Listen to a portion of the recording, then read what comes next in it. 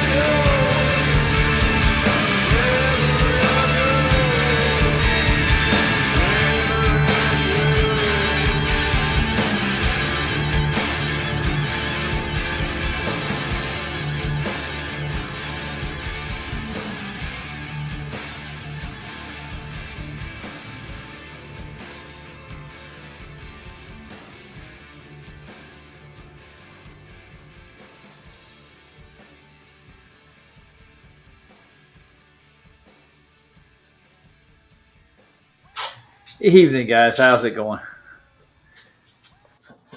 I thought it was a fitting song for the occasion.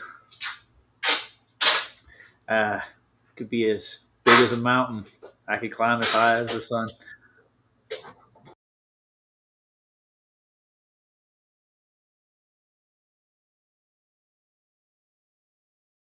I think musicians know something that a lot of people don't personally. But I want to take a look at giant mountains or giant trees, you might say, or mountains and trees. But I just want to look at like actual atlases, mountain ranges, where they are, their situation, and then the photographs of them. So just to get a good overview of what the land we live on used to consist of, or like pre-flood, you might say.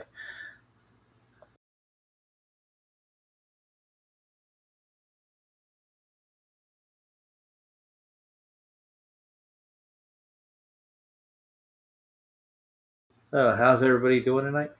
We're all good, and I might call some more airlines and see if I can get some prices on Antarctic trips.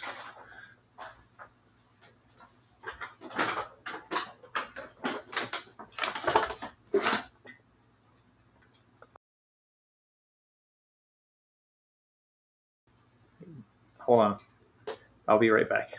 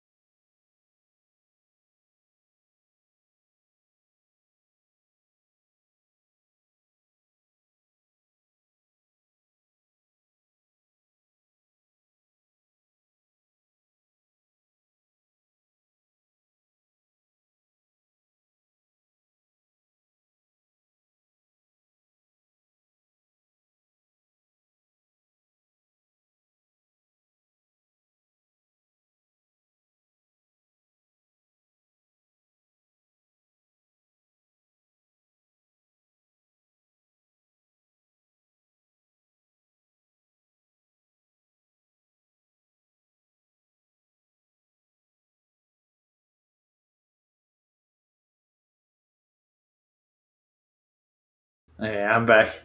So I basically what I'm pulling up here in the atlas is these are the larger mountain ranges in the world, correct? From what I can tell, I'm pretty sure they fin off, but it kind of puts more of a center in Atlantis or in the Atlantic. So if think about the world in a pre-flood look, you might say. If I can make this bigger, the central point here, if you're looking at the known continents, what I get out of it. See if I can open this thing up bigger. How do you get into? Well, I can copy the image, inspect the image. Maybe I can do this. And that's not really doing what I wanted to do. That's just doing the data.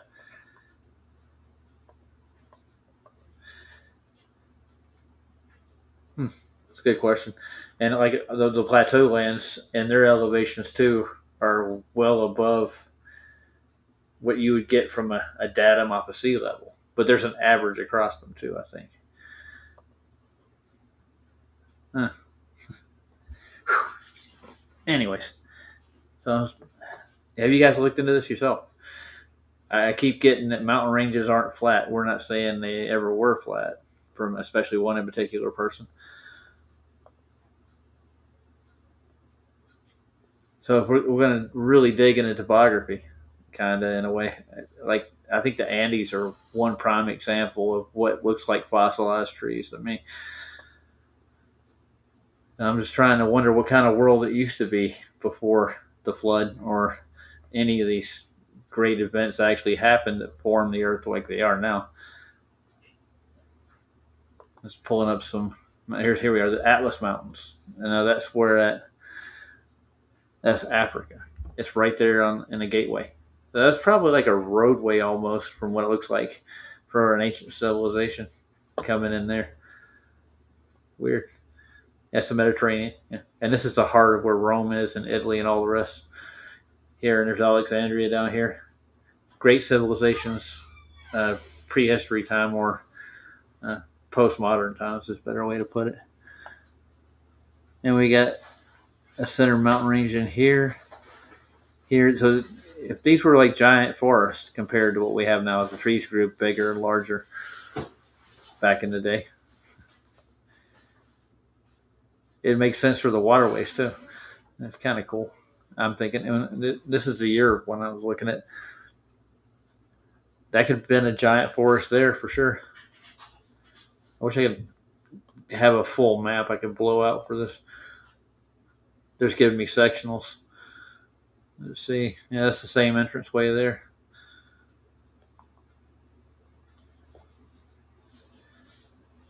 Hmm.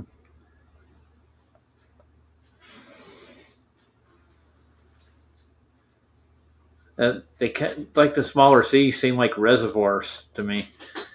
If this is actual fossilized pre post flood, used to be mountain ranges or forests because they've turned into mountain ranges. That makes sense to me personally. I wanted to get the whole thing. That's just the Atlas Mountains. Okay, so when I typed in Atlas Mountains, it's actually there's an actual mountain range called the Atlas Mountains. Weird. Why would they call them the Atlas Mountains? Oh, here we go. Here's the Rocky Mountain Range. That would be quite a little forest right there. It goes all the way almost down into where I used to live in Flagstaff, right there. Like the San Francisco peaks are like right there, and the Mount Humphreys too. I just want to scan the Earth right quick and see where all the mountain ranges are actually located. And now I want to go look at them. And eventually, I got a couple of friends that done videos. They've hiked across like Arizona to California, and they're just taking video the whole time. And the Atlas Mountains seem to pop up a lot in the search. Right on the coast of Morocco there, right across from Spain and the Mediterranean. So when they opened up the flood gates, it probably created the oceans too, from just basic common sense. And that's the Atlas there too. That's an older depiction of it. And there's how do you pronounce that? Liechtenstein Alps, out of Austria, Switzerland, and France. So those are like, so what they did, they categorized those as the Swiss Alps, the Austrian Alps, France. It's all like right in that area too. Weird. And we got mountain ranges in China too, of course. Look at it. I guess it's elevation marks. So the darker greens are the highest. And the mountain range actually almost shaped like the country in a weird way, huh? Kind of like they were sheltered by these giant trees. This is just an assumption that these are fossilized trees, all of them. A lot of people freak out when you start talking about that. And there's a plateau Tibet. I wonder what's in there. Let's see. I think there's a big mountain in there somewhere.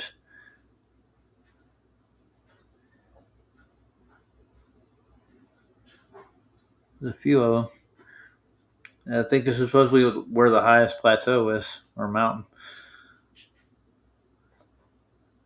Oh, we got a full blown. Yeah, but they don't really go into detail on this one at all. They have a strip that says the mountain range of this, mountain range of that, but they don't even have the Atlas mountain range on it.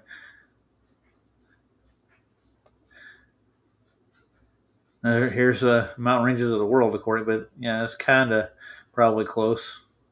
But they don't even show you much in China at all. They'll look at somebody's grade school project.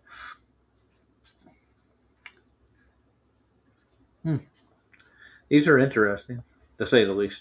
Here's topographical stuff. Where is this at? This is more like what I want to look at. I want to look at like a whole spread of topography across the world. I think I want to make that a mission. Now, I've lived in this part of the world for about 20 years. Right about here. All the way down to here. It's a beautiful place, the Appalachians are. There's a better idea of kind of where they are.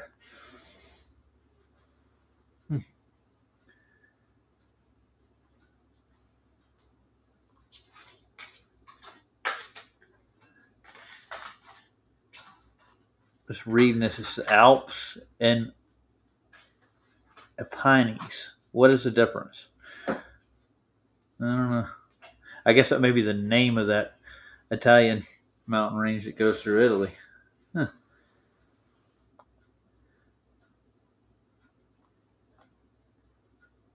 What island is that?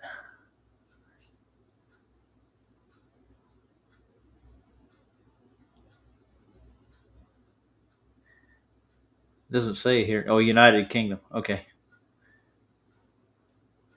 It's pretty small, actually, for such a popular place. Ooh, here you go. There's a better bumpy. You got the Sierra Nevadas over there. And the Rockies go straight all the way through to probably to the North Pole, actually. That could have probably been the navel of the Earth at one point in time. Maybe I'll take my next trip up that way. There's just a regular spread of what they look like. Nice. Oh, and there's like Pakistan. The PJ was saying I should go to Google Earth and just zoom in on mountain ranges. I think it's a good idea.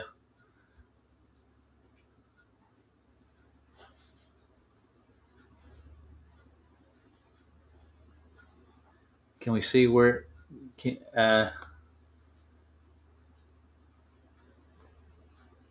Yeah, I've seen it. I think I know what you're talking about, Schneider.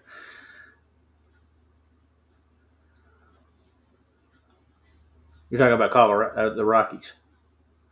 Yeah, it's probably one gigantic root system off of the tree that was actually here before all we even got here. Yeah, it's a pretty amazing place. Just thinking about it. Let's see if I can get on Google Earth on my computer. I don't have it downloaded here. I can start hopping around all over the globe. You know what I'm saying? So let's see if I can find Google Earth. I think I downloaded it at one point in time.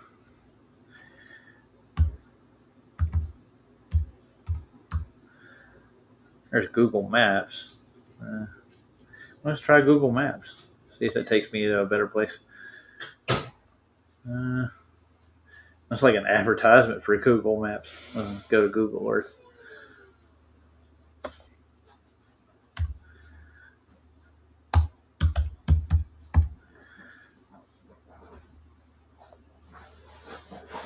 That's an ad for it.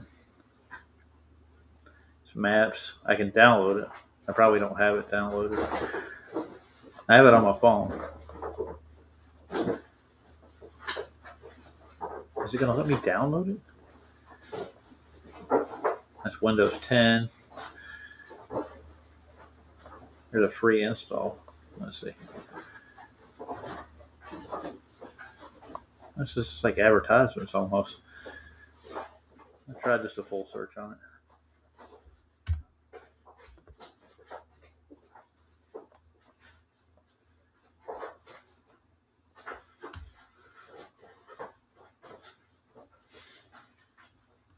I think Scott may come in here. He wants to go listen to a particular drummer. He had an idea for a song.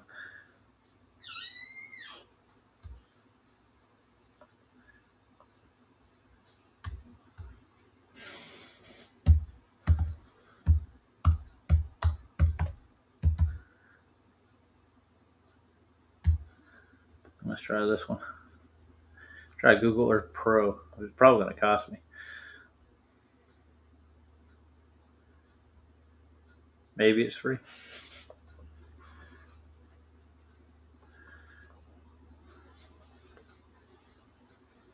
Oh, the setup's there.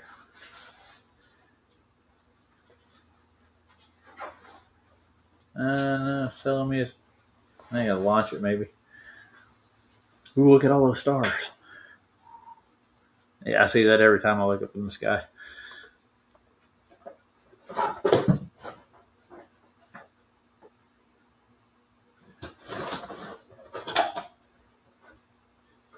Oh, let's explore the Earth. Okay, we got it. Look at here. I got it. Nice. We get to look at the big blue ball and all its marble. It's weird how that seems to regenerate itself for its size. So how do we use this tool? Let's go. He wants to see how the mountain ranges connect North America and South America, so I can get them in the same frame. We'll start at the top. Let's see if I can zoom in on it. How do I zoom in on this thing?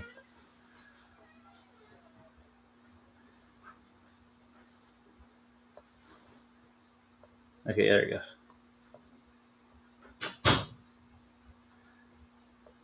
I can get any closer. There we go. A little bit more. Yeah, beautiful.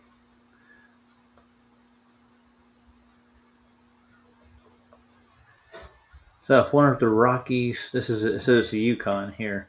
So that's not. I don't think that's labeled as the Rockies, is it? We can go flat like that. Look at that. Nice. I can measure with this thing too. Even has elevations and everything. Nice. I can zoom in, zoom out. Nice. But how do I grab the mountain again? There it goes. Okay. So I'm pretty sure this is probably where they would consider the beginning of the Rockies up here. Let's see if we can get further down. See if we see. That actually show us the mountain ranges. I think that's what they think they look like. These aren't actual photographs. I don't think any of this is.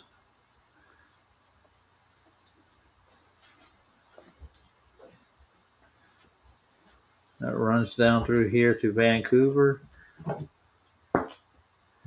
all the way through to Idaho, Wyoming. Oh, look, there's Denver right here. All the way through Denver, through Nevada, Utah. This is a wide mountain range. It's huge. All the way to Vegas.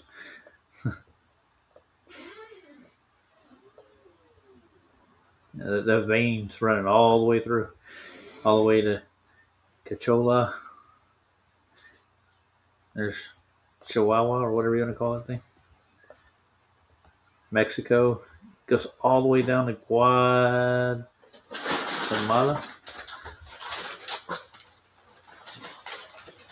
That's Guadalajara, I guess that's how you pronounce it. I don't know how to pronounce it. Ghana, Jawata. All the way to Mexico City. And I'm talking to you. Jalisco. Never heard of that. There's probably a lot of things in Mexico I've never heard of. I know I've heard of Durango before. Monterrey. They got a Monterrey. Monterey. Yeah, that's it. Monterey. And I'll see what else is there. I wonder if that's where they made the drink. Tampico. We have a drink in the U.S. for those who aren't living here. If you don't have it over there, it's a Mexican drink that's a fruit punch kind of thing. It's really sickening. There's Acapulco. Goes all the way down here. So this has to run through the ocean beds too. I'm pretty sure they didn't add all the way the mountain ranges go into the Pacific, for that matter. El Salvador. All the way through in here. So I'm pretty sure these are mountain ranges here underneath the ocean floor. Most of the islands probably are. This is probably pre-flood when they were actually dry land. Probably had a whole different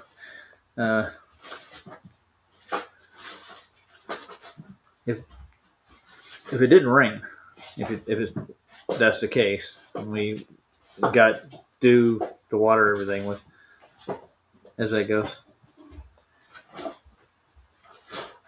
So the Andes probably run through the same vein as it does North to South America. Now let's go down to Punta Arenas. Let's see if I can find it. The Andes run on this side, right? Yeah. There's Pasto,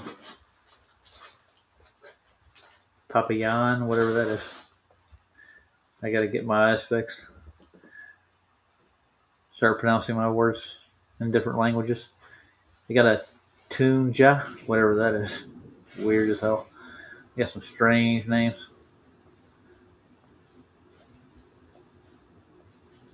It runs all the way down, probably to Antarctica. If you really want to know the truth, these mountain ranges probably just sprawl out in both directions. I wonder if we trace it over the North Pole, what do you see? I don't know if you're allowed to travel there. I don't think so. As far as I know, it'd be really hard to do. And some kids are doing it nowadays. So this could all be part of like the basic route system of the forest back in the day.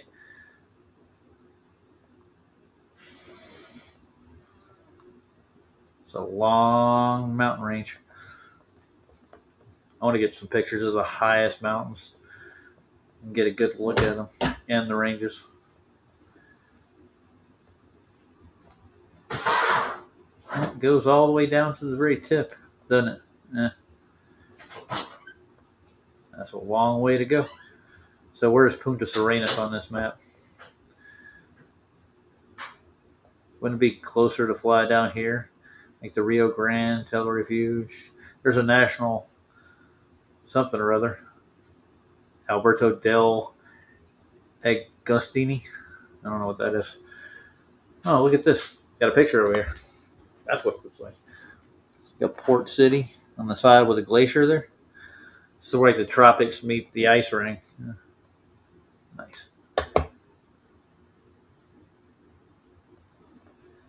Yeah, it kind of makes sense to me. Let's go down here to the tip of the peninsula of Antarctica. Oh, that looks so real. They didn't fix that, have they? With a real picture yet. Let's go in closer. Yeah, that looks like part of a mountain range there for sure.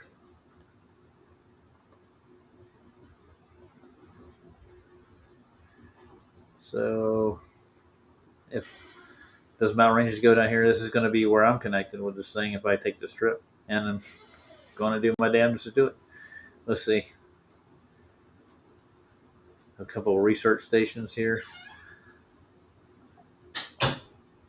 The base. I guarantee I won't find Union Glacier on there. There's Rothschild. Alexander Island. How's that an island? I don't get that. These mountain ranges all the way down. These are probably still part of the chain that started way up at the Rockies too. Alexander Island. Let's see. I do not see Scott Space or whatever they call the South Pole, so we can get to it. Where is the exact South Pole at? Let's zoom out. Gonna have to go further up, further down. Grab a hold of it.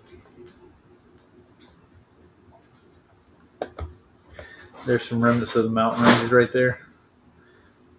There's McMurdo. It's on a mountain range, probably the same one. Yeah, this is a disappointment to look at. Actually, I never have actually done this myself with Antarctica. I think Punta Arenas is in Chile, right? Let's see. So Chile should be right here, right? On this out, that's Argentina on the outer side, isn't it? There's Buenos Aires. I'm looking for Punta Arenas. Punta Arenas. Where are you? There's Chile. Okay, Chile's on the outside. Argentina's on the other side. So Chile, I'm going to be on this side of it if I get down there.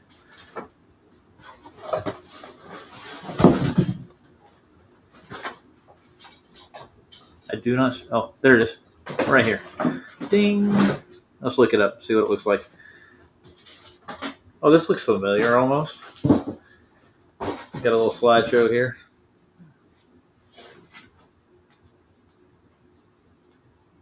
It's a quaint Spanish town.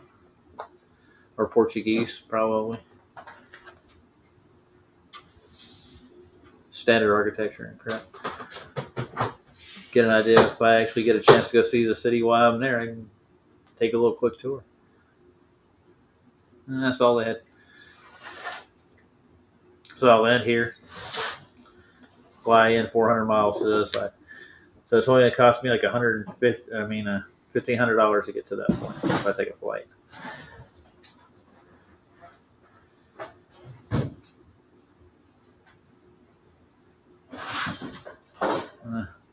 You got two new videos up, Jim? Nice.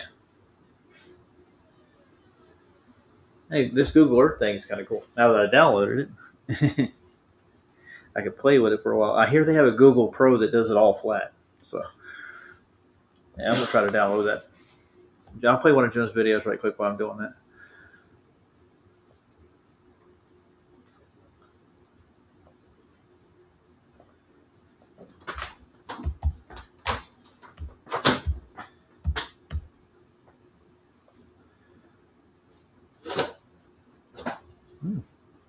Two new ones.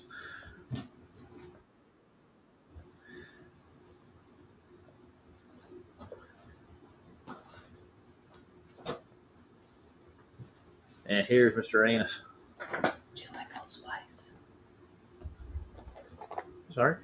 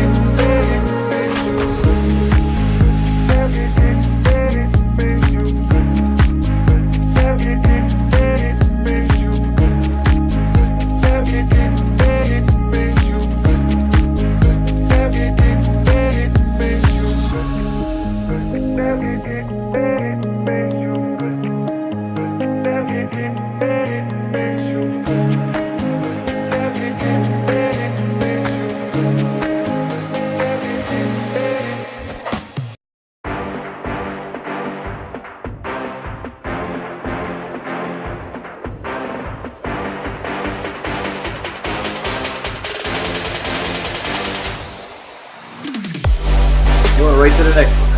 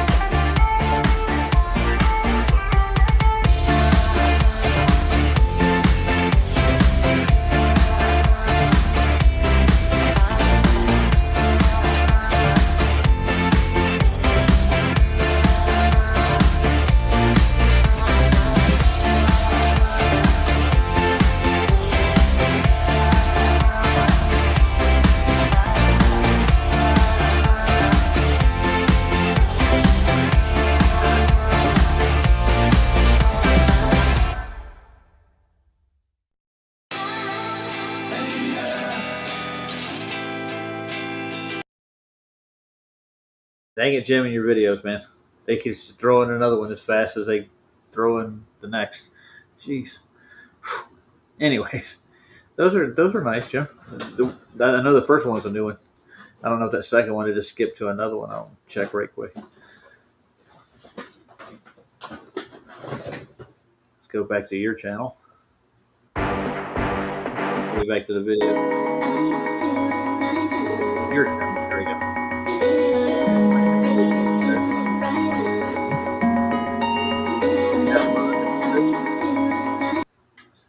So, did we watch that one? I don't think we did. Let's pop it on right. Yeah, fair viewing.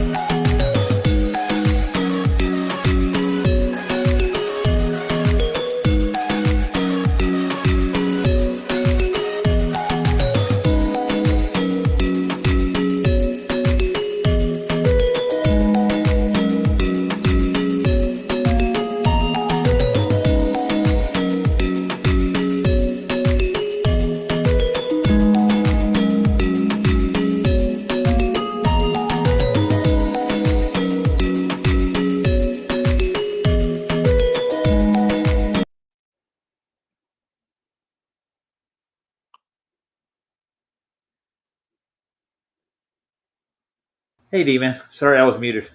Oh, it's okay.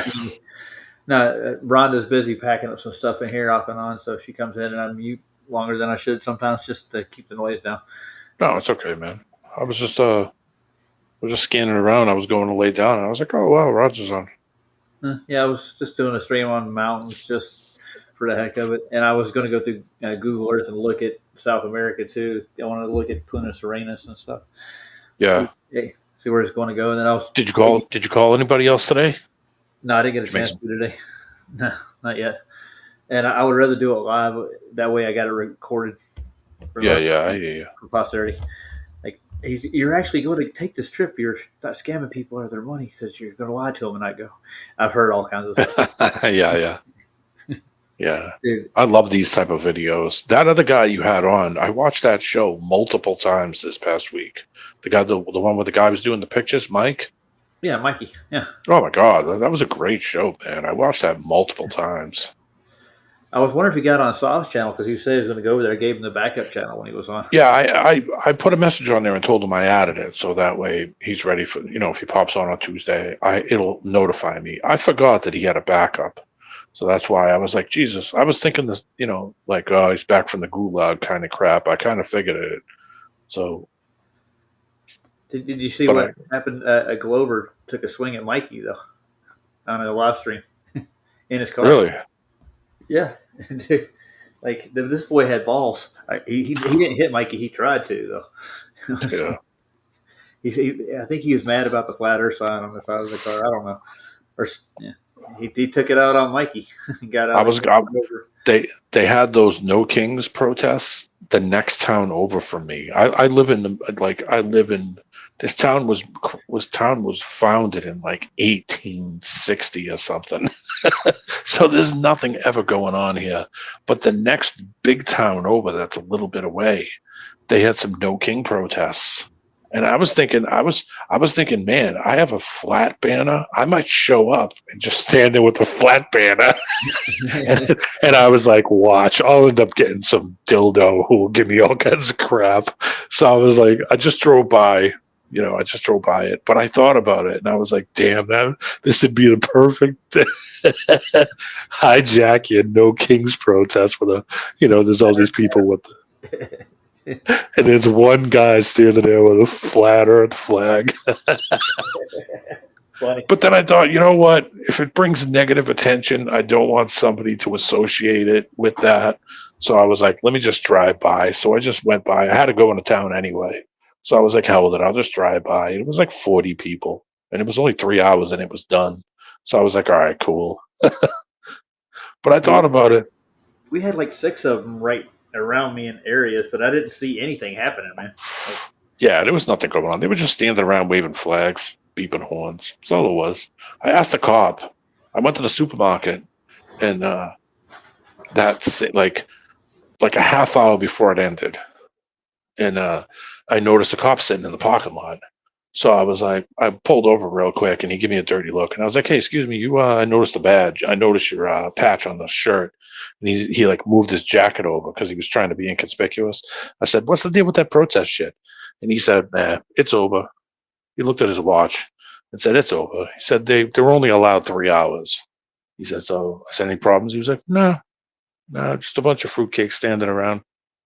That's how he said it to me. So I was like, all right.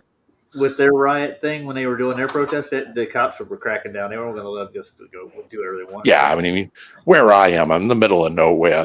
It was no big deal. Nothing happened.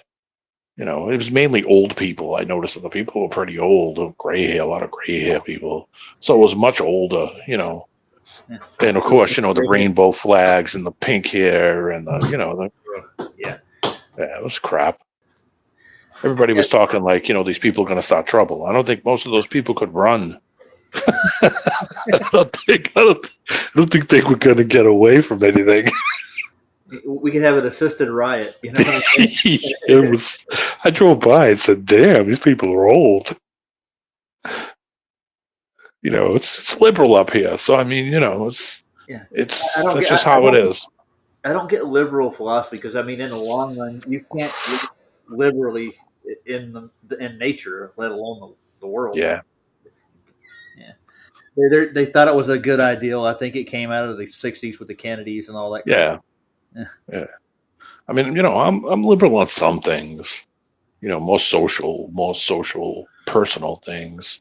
But I'm pretty conservative guy. I'm in a religious family, so it's not like it's not like I grew up. I mean, I grew up in a rough place, but we weren't raised like wild animals. Yeah, I understand completely. Yeah, I was raised in a completely conservative home, to tell you the truth. And my parents weren't going to put up with crap like that, dude. Yeah, oh yeah, I couldn't. Trust me, when the sun went down, I had to be in that house. Yeah. There was no screw up. My father was a Navy guy. If I talked back, he was going to put me to work. He wasn't gonna hit me. He was going to yell at me and then put me to work on the weekend. That was my punishment. Come on, let's go. We got to go paint things. And he'd stand there and watch me and say, "No, go ahead, stop painting." That was my punishment. You know, Yeah. Oh, put I you to had, work I had, like in the Navy. That's exactly how he treated it. yeah, I had chores that had to be done daily. Not necessarily winter chores, but I mean, there's points in time when I was on a farm where I had to actually do farm work daily. That was Yeah. part of the job, dude. If you didn't, you didn't eat. Yep. That's the story. Oh, yeah. And so I'm looking at Google Earth. I tried to do the Google Map Pro, and it, for some reason, Windows 11 spit it out, said it couldn't do it.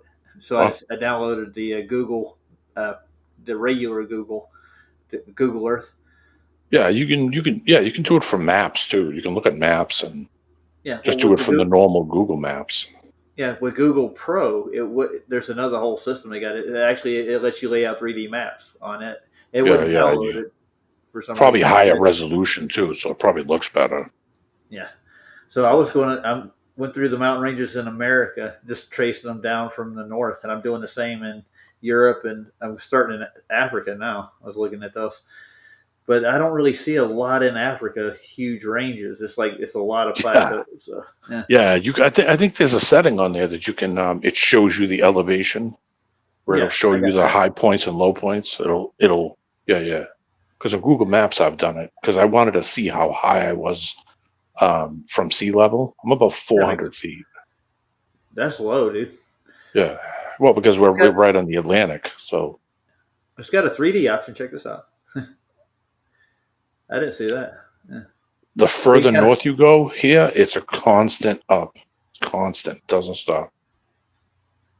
Yeah, So the nice. further north you go from where I am, because I'm kind of in the south, like the southish east. But the further north you go, or the further northwest you go from here, it's the mountain ranges. The Appalachians end up here by on the White Yeah, Mountains. I was raised there actually for half my Yeah, I youth. had family in West Virginia. I had cousins in West Virginia that almost nobody knows about. Do you tell people that on a regular, D-Man? Nah, I've run across a few people. I got a friend from Tennessee, my friend Paul, who I kind of grew up with, and he was from Chattanooga. Yeah, no. I'm just getting stereotypical with West Virginia and cousins. Yeah. Oh, yeah. It's nothing like that. They're semi-normal. Yeah, I know. They're a little crazy, but they're semi-normal. Yeah. The stereotypes I never find. I never anywhere I've been in the world, man. I've never got the stereotypes out of I've been to anybody. West Virginia about 6 times, and I could tell you now that every time I went there, I can't tell you how many times I've talked to people, and people were the nicest people you would ever meet. Welcome you to your home. No bad attitudes. Everybody I met was nice as pie. I never ever had an attitude from anybody. I got to go back to 2D so I can travel up and down this thing. Yeah. Most people aren't nothing like what they're stereotyped for. I mean, and a lot of people that look at everybody just because you're some part of the world, they automatically make that assumption, dude. Oh my God! My friend walked me around in Kentucky, and every single person he talked to, they were talking to me like I was from the moon. And I was like, dude, I live in the same area that you live in right now. The same thing. Like, come on, let's go shoot guns. Come on, let's go four-wheeling. Come on, let's go do things. I'm like, I do the same thing where I'm from. I just talk different. Everybody talked like I'd never seen a pickup truck or a shotgun before. Yeah. When I was a youngin', I went through Illinois, man, and it's redneck central, dude, if you want to call it that. Yeah, it's a different kind of redneck, though. Oh, yeah. That's Illinois redneck. Dude, it's Jack and whiskey and yeah. I had what do you call it? I had moonshine. First time I had moonshine was in West Virginia, and I was like, "What are you giving me that little short glass for? Yeah, double that thing. Give me a little bigger glass." And everybody laughed. So they said, "Oh, all right." You know, it's like 110 proof, right? 110, like 160. I drank that thing, and within 10 minutes, I was on the couch. That's it. That's where I stayed. That's where I never drank moonshine again. Last time I ever did it. Everybody laughed and said, "You okay?" Nobody laughed in us, like nobody made fun of me because of it. But the guy told me the next day, he said, "How you feel?" And I'm like, "Oh my God, I feel horrible." And he's like, "That stuff you drank's 160 proof." Holy It's like shit. 70% alcohol. I almost couldn't swallow it. That's how bad it was. It's corn mash is what you were talking about, right? Yeah, oh yeah, strong. Dude, they let All that I, stuff ferment forever, dude. It all takes I a had long. was a little double shot glass, and that knocked me onto the couch where I stayed for the rest of the night. Oh yeah. I've been to the still, but I've never really sat down and done a pure shot of moonshine. I was always steered away from it, but I got a long list of Yeah, it's dangerous. It's dangerous. yeah. Well, no, I got a long list of not just dangerous, that pure alcoholics in my family that actually were Yeah. moonshiners, and their life is completely. They killed them pretty much. Well, yeah, I didn't. I wasn't going to sit and those guys were sipping out of it like out of the mason Yeah. jar like it was nothing. Literally came into like a friggin' preserves jar. Yeah, they put them in mason Yeah. jars. That's what normal. Yeah. White lightning is what we called it when we were. Oh kids. yeah. Mountain Dew. Yeah. Mountain Dew is that's the Mountain Dew drink. That's where it comes from. It comes from the Mountain Dew. It's moonshine. I'm just wondering where Flatsoid lives at. I can't remember this. I'm looking at South Africa right now, and I can't find it. I'm a Google Maps freak. Sometimes I get bored, and I go on Google Maps and just go and look at places in the middle of nowhere. Sometimes I do that where I just sit and spend half hour just glancing around at stuff on Google Maps. It's kind of fun because You ever watch John Levy? That's how he makes his shows, dude. Yeah. Yeah. He goes to like Tartarian maps, and he'll zoom in on a Google map, and he'll show you. To try to look at it. Yeah. I've watched videos and stuff. There was a guy on here. I don't think he's on here anymore. Who found this abandoned house in Maryland, and he was like, "Man, I wonder what happened to these people." And I spent 3 days researching. I found where he went. I found the house. And I found every single piece of information about the guy he was talking about. And I started to not post the names and stuff, but started to say what happened to him and why the house was abandoned, and started putting links up. And he completely shut the comment section off because I spent 3 days, Mr. Internet Detective, and found every piece of it. But he knew it all, and he was just trying to prop it up to get people to keep watching it. But when somebody actually did the research to find out what happened, he shut the comment section off. And I was like, "Oh, you fucking bastard. Why would you do that? I spent 3 days finding his crap. Just make another video and attach it onto it and say what happened.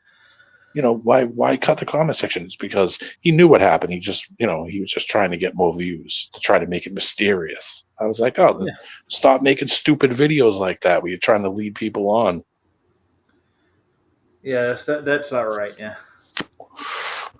Well, hey, Jono, or anybody in the chat, do you know what town that, or Jim maybe, do you know what town that Keith lives in by chance? I was going to get near where he was at. See, there's another place down here called Troll Station. It's like a stop off for the Antarctic trip. If you're coming from Europe, they usually push you through here in South Africa. I'm trying to think. I don't see a troll station right off the top here. Let's see. You see a troll station? Sorry to get off topic. That's all right. No. They're bringing all the a bunch of South Africans in the United States. Are they?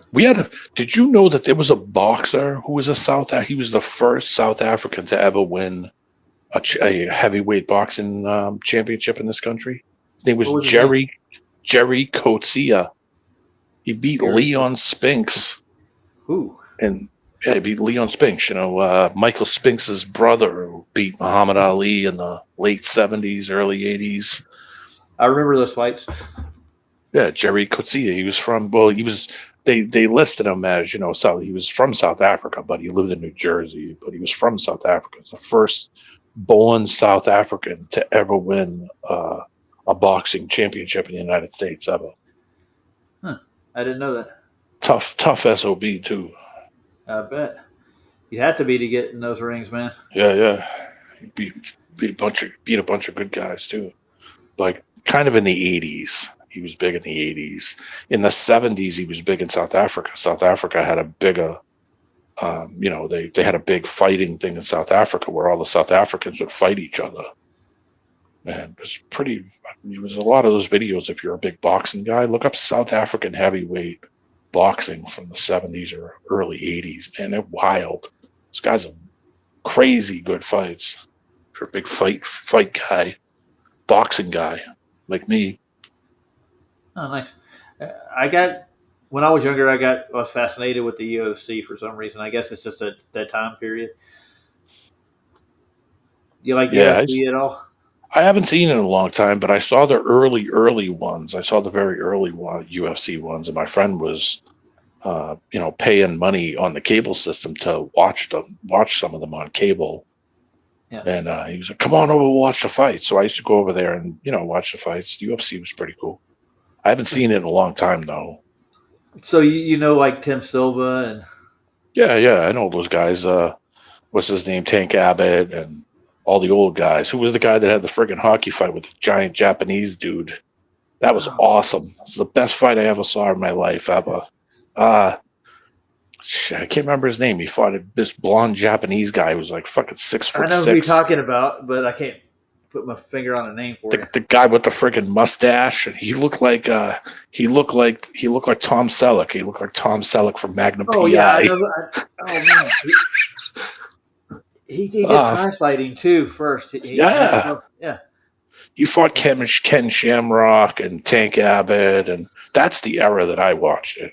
Yeah, Shamrock. You probably know Hoist Gracie. You know the Pride. Yeah. There's a Hoist Gracie right over the border down here. Well, I don't know if it's there anymore, but there was a Hoist Gracie jiu-jitsu place down on the border of Massachusetts, not too far from me. No, not too bad. Go sign up, man. You're not too young. I'm not too old. Oh, want to watch me get blown apart? I don't think my back or my knees or my doctor would approve. My doctor would be like, "Yeah, sure, here, sign this waiver." Yeah, you sign your waiver. Yeah. Sign on the dotted line. We're gonna just take you to the morgue when you're done. Yeah, I've only broken 11 bones in my body and had 11 surgeries. I think I could do it.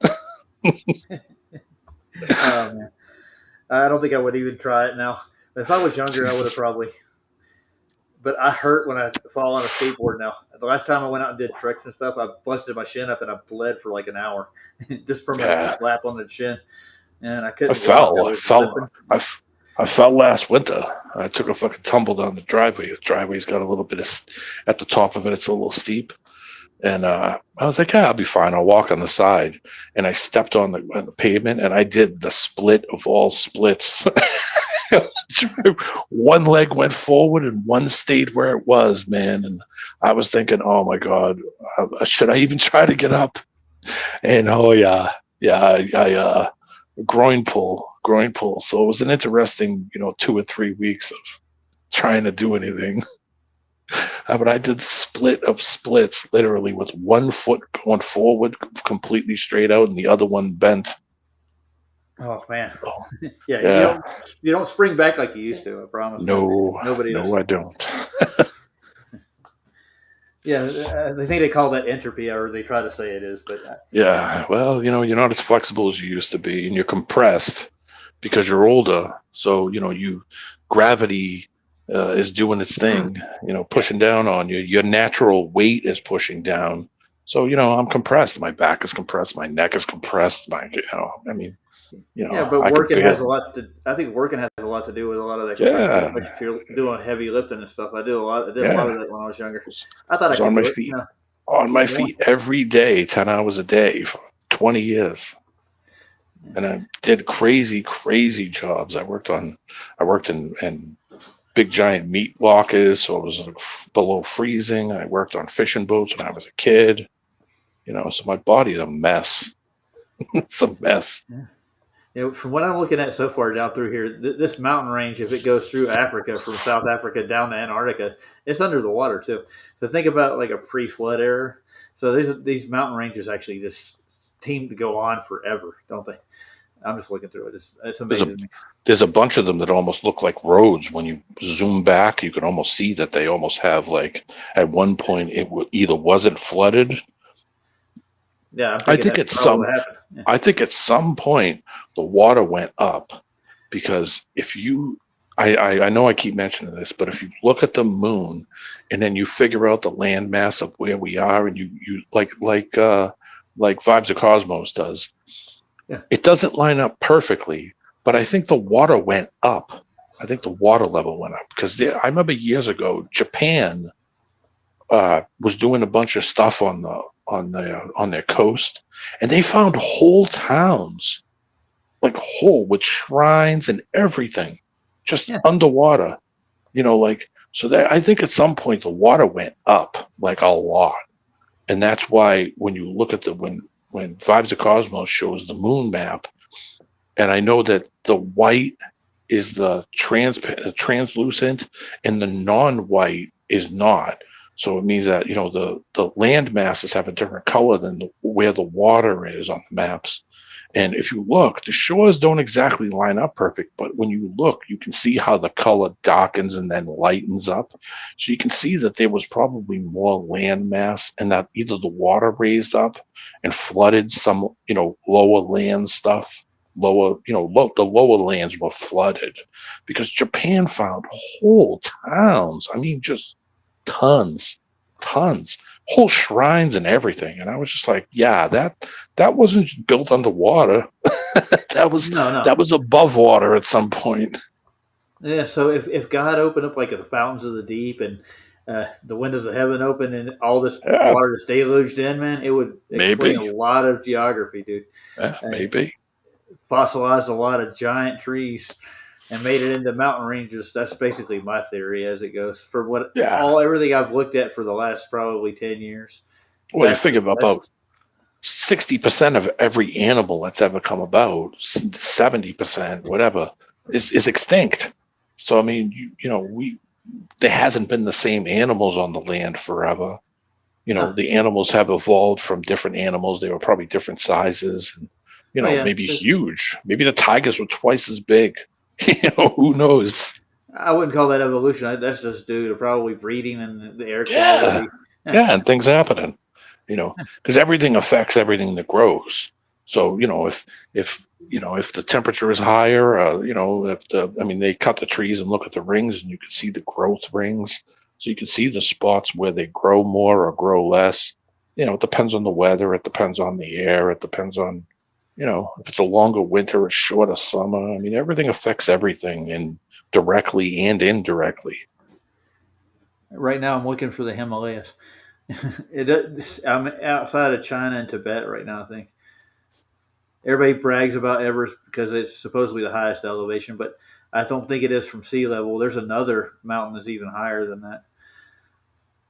Yeah, What was the other Everest is what, mountain? 20,000 feet, 22,000 feet, I think it's roughly 23,000. almost 23. Yeah, Yeah. supposedly, but they can't get an actual measurement. You understand what I'm saying? Yeah, because of the snowfall. And plus, getting And, up there isn't exactly easy. and what they had to do is reference it from a distance, and they get an average for the most part, Yeah. so they don't get. It's hard to get up in there and measure There it. was a video floating around. It might still be around, of a guy in an airplane with a camera out the side window on the airplane, and they could see Everest from 1,600 miles away. He was down on the coast, on the western coast. He was down by Dubai or one of those places, one of the Middle Eastern countries, and he could see it. He could see the range from 1,600 miles away with one of those P1000 cameras. Yeah, that's what Jim uses for his videos. Yeah, and it was a great video because it proved to you that there's no curve. You wouldn't see it from that distance. If it's only 20,000 feet, it'd be 100,000+ feet underneath where it should be. You wouldn't see it from Yeah. that range. Well, they got a what they call a curve calculator. They got a special one that was made by Yeah, a yeah, guy named Wes. He kind of plays with it. It gives them a lot more leeway. So the globies, like the anti-flatters, is yeah, what we call them. They yeah, go, yeah, well, you're not using the right calculations. yeah. More refraction. Yeah, that's the next one. That's where it goes. So Yeah, I mean, it, but Nathan Oakley, he actually got down to it, and just the argument. He's like, So you believe everything's a holographic projection above the horizon. So we're not even going to have this conversation anymore. Yeah. See ya. Yeah. I was looking at the nuclear dome out in the up on the Pacific the other day. Somebody had mentioned a story about how that thing's been leaking into the Pacific Ocean for since World War II, basically. Well, since the 50s, how they were Yeah. doing the nuclear tests out those atolls in the atolls in the Pacific.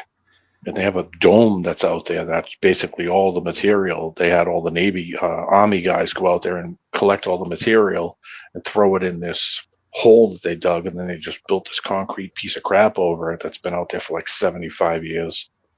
And all the guys that went and collected all that stuff all got cancer, every single one of them. It's like, Holy wow, shit. why would you do that? Why would you? It's a nuke.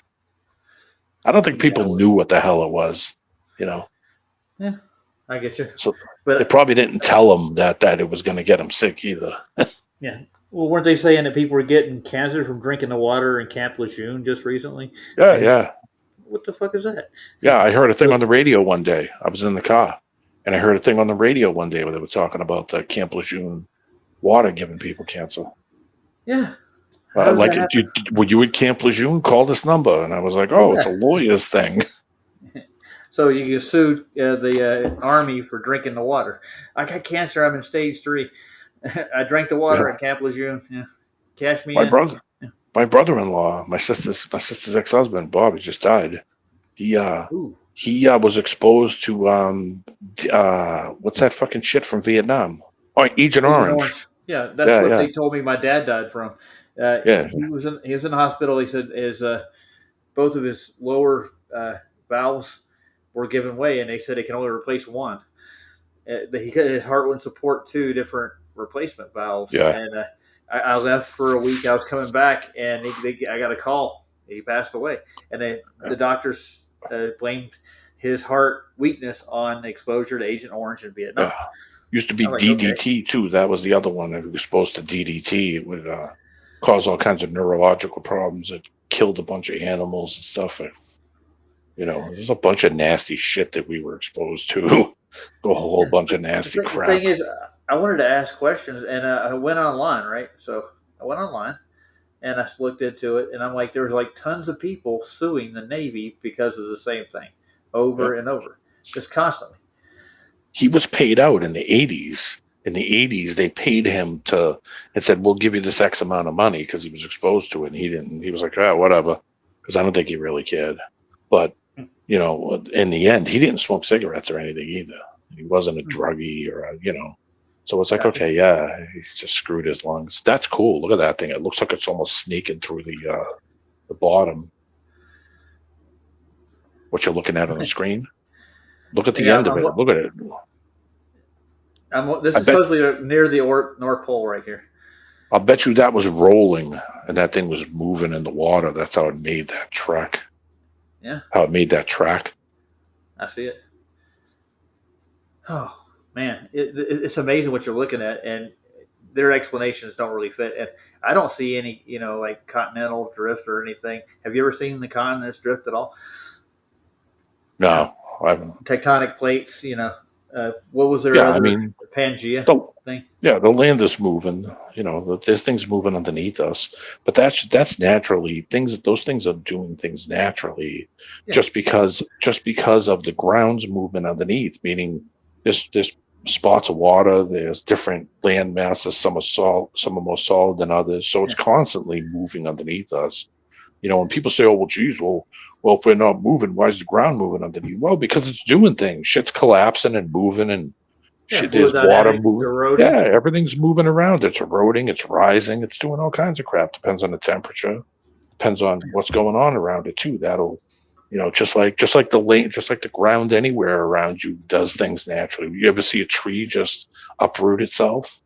You know what I mean? The ground underneath it is doing things. Whether it's maybe that part of the year was sunny, it didn't have enough water. Maybe that part of the year and then the next year it got a ton of water. There's tons of things going on underneath us. It isn't, all the molten magma. So it's like, come on, the ground's doing things all the time, whether we are here or not. Well, you think about that. You put that to the spin of the Earth, and that would add even another dynamic to it too. Like it would be a lot faster. If we were spinning at the rate they're saying, with the minute force of gravity, supposedly, or I guess it's Yeah, the but magnificent you don't force. feel any of it. No. You know, I can go out. Right, I had a conversation with somebody for 2 hours one day, and I went out and took, this is when I was smoking. I took 2 cigarettes, and I stacked 2 cigarettes on top of each other on the railing on my porch. And for 2 hours, those cigarettes did not move. Yeah. You're telling me the most light thing that I could probably blow from 10 feet away and push those cigarettes over, and we're moving at what speeds and how many rotations and turns and things are we doing? Bullshit. Yeah. And I've never You felt would, like I went under anything or around anything in yeah, any yeah, travels. No. You yeah. don't Neither feel have I. any drop or anything. And you can Yeah, actually neither get have out I. and measure it, and that's what surveyors did. There was a guy But they years have. ago. Go I'm ahead. sorry.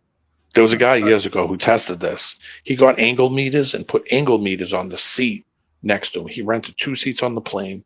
He made this plastic fold out thing that he could fold out from his bag. He folded it out and it had angle meters on it. And he filmed the angle meters on the seat. The plane was flat. You know, he set them so that way, okay, we're perfectly flat. We're on the runway. It's flat. He calibrated the meters, make sure they were flat, and then he just turned the camera on, and you could see how the nose tilted up, and those angle meters adjusted. That thing went up, at the angle that it's climbing at, and then as soon as it reached the elevation it needed to be, it flattened right out, and he traveled. I think he went from, I think it was from England to, oh man, I forget. It was like to Asia, like the southern part of Asia, and he went from England to like the southern parts of Asia, and those things never moved. I mean, the occasional dip up and down because of Yeah. because of pockets in the air. But I mean, that thing went flat as flat as a pancake. It did not move. I mean, it was, it turned a few times, and you could see how the angle, turned. Yeah, I got it. You can see how it pitched a little bit here and there to Yeah. adjust itself on the course, but it never nosed down constantly. You would have saw it. I can't get this thing to shut up. I opened an app and it's talking to me. Sorry. Go ahead. What were you saying again? Well, I'm not gonna fuck with it anymore. The plane never nosed down and didn't continuously nose down. Once it came up to elevation, it flew flat as flat could be. It didn't nose down. It didn't, none of that. That's why we were on about pitch data for like 3 months almost. We got some SDM, I guess it's the Safety Commission. They released pitch data from a down plane. It wasn't wrecked, but they had to stop, and they're obligated to publicly release their pitch data from their black box. So we took the data from the black box and analyzed it at like 200 miles at a time, and they give you altitude, the pitch of the plane, all of it across the board. It's like 6 different readings, and they analyzed it, and it's horizontal for 200 miles, almost exactly to the same pitch from the airport. Yep. So the horizontal they set at the airport, that stayed that level for 200 miles straight after takeoff. And there was a couple of deviations, then it goes back to the same pitch again. But it is due to weather and the whatnot. So yeah. Yep. Oh, I've been on some nightmare flights. I took a flight from Florida up to Massachusetts, in like horrific weather on a really small plane. We were supposed to be on a big plane, and we got bumped down on this little DC-9, which is a little small plane, in crazy weather. And man, that thing, a few times, that thing just fell out of the sky. You could hear everybody just go, "Oh my god!" You hit those low pockets, and they're not ready for it. It was the first time I was ever on a plane, too. It was the very first time. So the first time I was on a plane, we flew in a storm. And I was just like, oh my god. Yeah, I did a coast to coast one time when I was actually an adult. I flew when I was younger. I wasn't paying attention. I was like, yippee, I get to go on a plane. Yay. I wasn't thinking about it. But when I was older, I was flying out to California to help my mom. She had cancer. So I was going to help take care of her. She lost one of her breasts and stuff, and she had to take care of my grandparents' estate after they had passed away. So I went out there to help her for 3 years. But on the flight, man, we got on a 767, and coming into it. Where were we flying to? Let's see. I stopped at Atlanta. When I left Atlanta, we got on the 767 to go further. And I mean, man, that trip we literally dropped 3 or 4 times like that. And you can feel the Oh, plane bow, like you oh can yeah, feel it you just bend. just drops out. Everything I ate went right in my throat, and I was like, "Oh my god, I'm gonna yak." Yeah. Well, I came to the conclusion that there's no seatbelts here. There's no parachutes. So if this thing goes out of the sky, See you later. yeah, just go. Yeah, Say that's a it. prayer. That's it. That's all you can do. And this sucker had to be commissioned in the 70s. It was old, dude. Yeah, It was old planes. I was it's in a bunch scary. of helicopters. I went in a helicopter over Niagara Falls. My one of our distant cousins on my aunt's husband's side, and he worked for a helicopter company. So he was like, "You guys ever come up here? Hit me up because I'm flying for a helicopter company." So when we went to Canada, we've gotten a bubble helicopter, so you could completely see through it, the floor, everything. And we flew over Niagara Falls, and oh man, that is the freakiest feeling because it feels like someone's picking you up by the ass. It just feels weird. It's not like an airplane where it just moves forward and gets momentum and climbs up. It's smooth. Where the helicopter, it just picks you. It feels unnatural to just be lifted up, and then tilt forward. I was like, oh my god, I think I'd rather get on a plane any day of the week than a helicopter. A helicopter was the most unnatural feeling thing ever. We got off of it, and I mean, my sister looking at me and said, "You okay?" I was like 3 shades of white. I did not want to be on that thing. Yeah, I wouldn't want to. Yeah, I know exactly what it's gut wrenching. And once you're older, I don't know if you lose some of your equilibrium or something. I don't know what it is, but you get sicker faster. Some people are Yeah, naturally like that. Yeah. yeah. I mean, I flying was the first time was kind of scary, but by the time we were coming back, I was like, "Oh, this isn't nothing." But getting in that helicopter was like, "Oh god, this was a bad idea." And there was no getting off of it once you were up there. So I had to just deal with it, and that was it. But Yeah. we went After over my Niagara dad, Falls and did the loop around it, and then came back down and then re-landed, and I was just like, "Oh my god, never again." yeah, my dad actually went and got a small pilot's license after he got out of the Navy and started flying small engine aircraft all the time. Uh, they're fun to ride in, you know, my comparatively to the dad, large liners. Yeah. my dad told me the story about when he was in the Navy. They would put the ships side by side, and they would run a cable over from one ship to the other to transfer people, and you'd have to sit in this little seat, and the line is constantly going up and down. He said, "Dennis, I never thought I was thinking, don't look down, don't look down." He said, because you're going in between two ships while both the ships are moving, and he said it was the scariest thing I'd ever been on. He said because it gets to the point where you get in the middle in a loop. He said that thing was flexing up and down, and this thing is hoisting you up. So you're going down one side and coming up the other side while it's moving up and down. He's like, oh my god. He said I seen people freak out on that thing, just completely lose it on getting in the little chair and then having it go across the wire. He's like, oh man, I see people just snap. And I was like, yeah, I'd be one of them. I wouldn't be able to, like all I would think about is I'm going to fall in between these ships and get crushed and drowned. That's how my mind would work. Oh yeah, Like, that ooh. sucks. So what I'm looking at here now, I think this is where the seam is that they talk about on Google Earth. Yeah, It's right there where the north. I don't think that this is an actual picture of it. I've seen people draw the measurement tool on it, and it doesn't give them a round radius at all. So it's seamed together. So this is a flat picture that they took with satellites, seamed it together right here. And well, there's the darker, real quick, hold on. The darker that color, the deeper it is. yeah, So the further out you get, that lighter the color, that means that ground's coming up, it's rising up. I got you.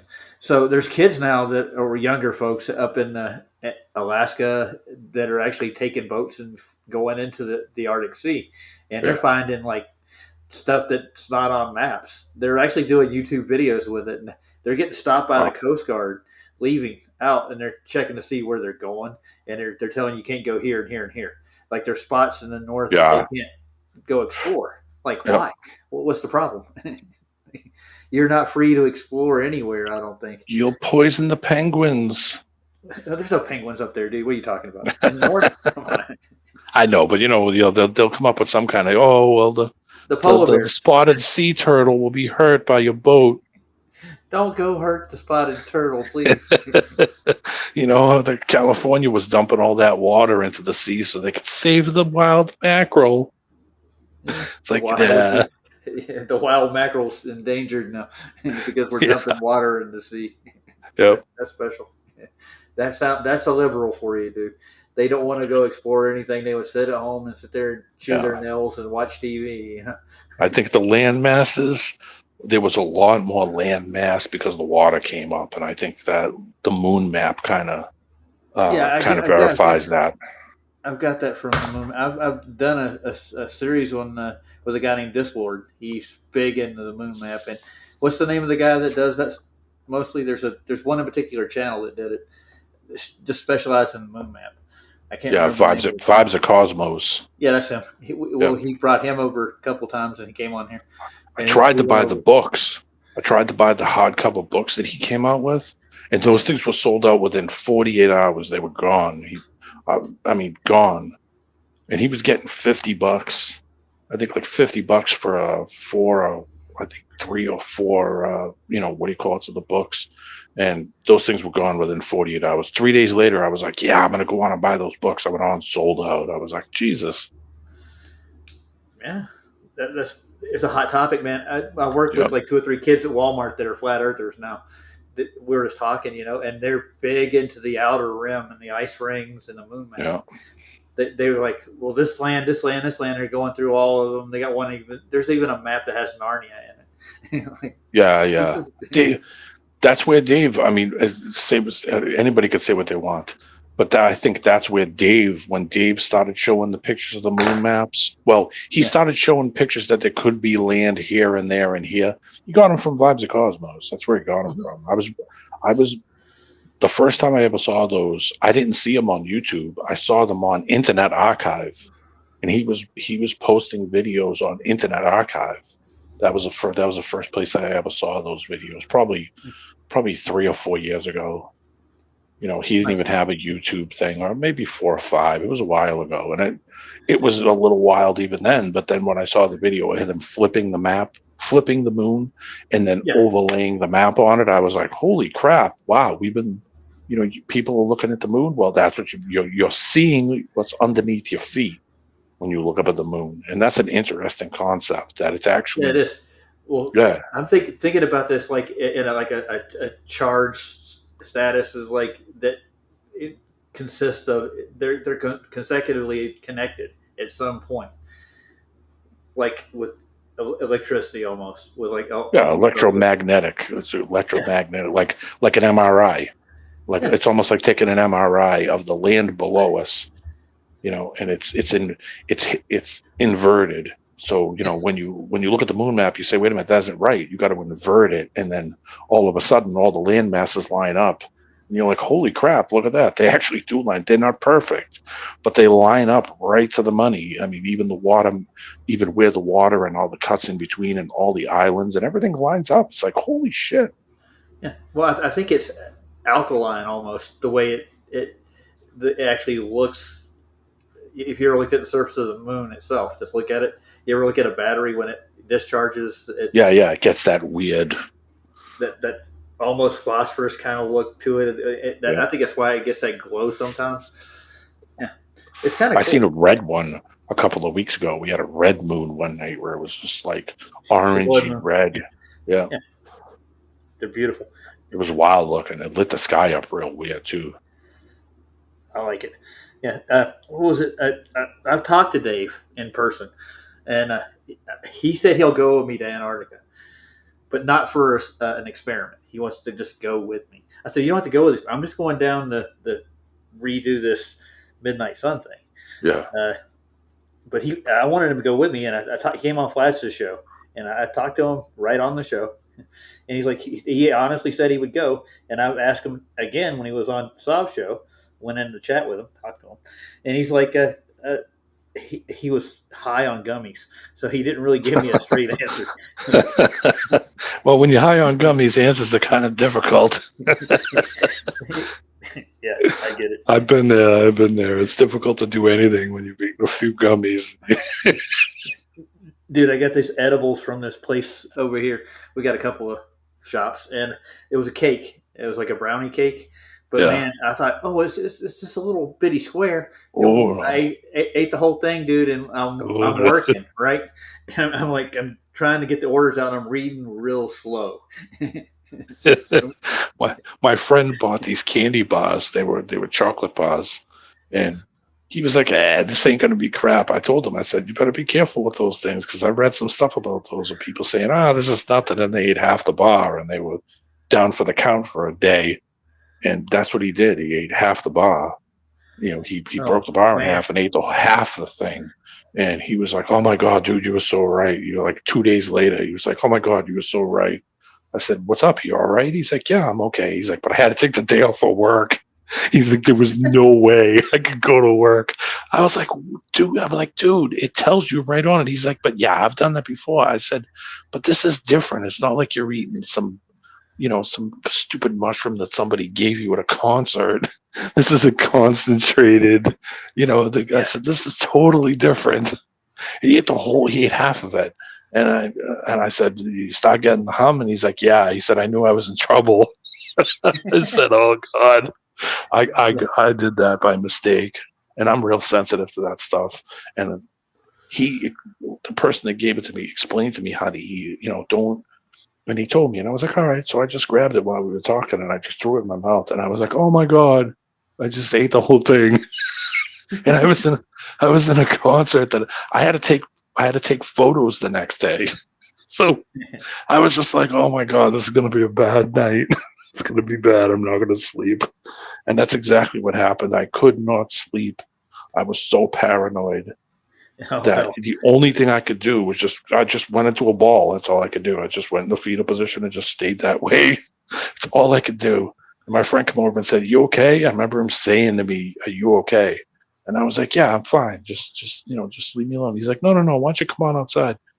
And I came outside, and I just felt like everybody was looking. I got crazy paranoid. I never did it again, ever. Because I was like, okay, I can't handle this. This is too much. And it was only one little mushroom. I didn't eat I just ate the whole thing, which is a bad idea. But when I first experienced with any God, I overdid them, and I wasn't aware of it, dude. I took like 4 hits of window pane back when I was young, and I was like, and I was leaving work. We're going out to a show.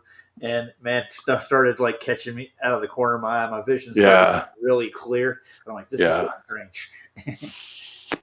I had mushroom tea once, and that was totally different. That was so mild and mellow, and I felt great. I didn't feel weird. I felt real clear, like, my thought path, how I was thinking. I could talk really clearly, and I was like, oh my God, this is great. And it was really mild. And that was great. I was like, wow, this was dynamite. Because I was, like, oh, am I going to start freaking out? And she was like, no, you'll be fine. It's just tea, And it was kind of cool. I was like, oh, this is really nice. Maybe that's the proper way to do it, man. Yeah, she said it was just a little tiny amount. I guess every day she was telling me that she had problems. This woman I knew a long time ago, and she would microdose. She would put it in a tea and make a tea out of it and drink it every day. And I was like, oh, that's cool. I'm like, you got a tolerance to it? She's like, yeah, after a little while. And then I stopped taking it for a little while because it sticks with you for a bit. She's like, and then, once my tolerance is back down, I just go back to, having one every other day or whatever. And I was like, yeah, that's cool. Some people use it for depression and stuff. I think that was some of the problems she had. Yeah, it's better medicine, probably better for you. Yeah, it probably is. They hand out over the counter, like, look at fentanyl. That's a good one for you. Like I said, I had a bunch of surgeries, so pain medicine. I never got hooked on that stuff, but I had friends that did. I had one surgery where they had an auto. I was just laying in bed, and all I heard was beep, beep, beep, and I'm like, "What the hell was that?" And I was talking to somebody, and I was like, "Oh wow." It was morphine, and it was an auto drip. So they just at I certain got times they would just push the button, and oh my you. god, I could see why people would get addicted to that because I felt unbelievable. Sit there, hit the button. Deep, deep, deep, deep. Yeah, I just You heard ever, it beeping, and I'm like, what the hell is beeping? Am I gonna die? What's going on? And then like 5 minutes later, I was like, oh my god, I feel so good. Like, I didn't know yeah. what it was either, so I didn't know at all. I said, "Hey, what was that beeping I heard the other day?" She said, "Oh, it's morphine. It's they have it on a timer, so when you hear the beep, that means that it's gonna so just as she said, normally we don't tell people, just tell them, yeah, that's time to take your medication, that kind of stuff." And it was morphine, and I was like, Jesus. I said, I felt like I could have just got out of bed and walked off. That's how good I felt. I was like, holy Oh, shit, I could see why people get addicted to it. Holy crap.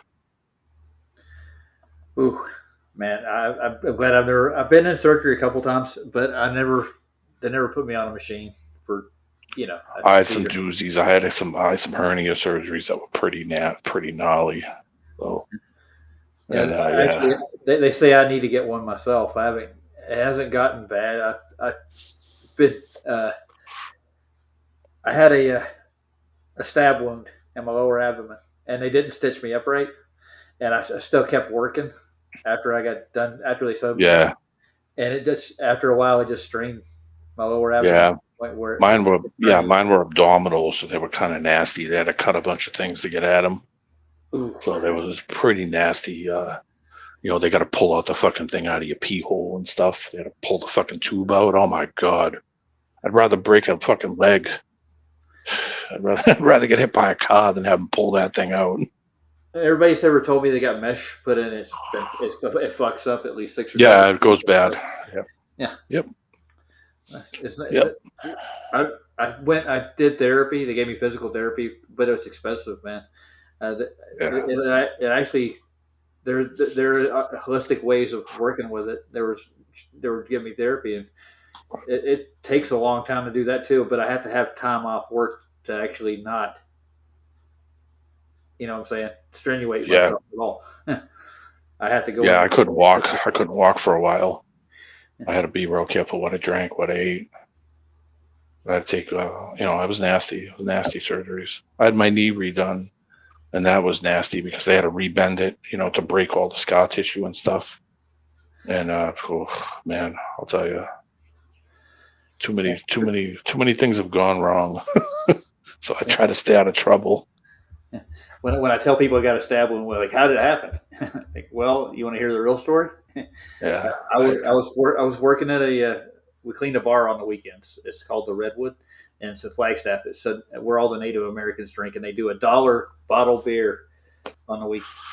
And I would empty out the trash, and I'd come in and have like 12 full 55-gallon trash cans full of beer bottles after a night.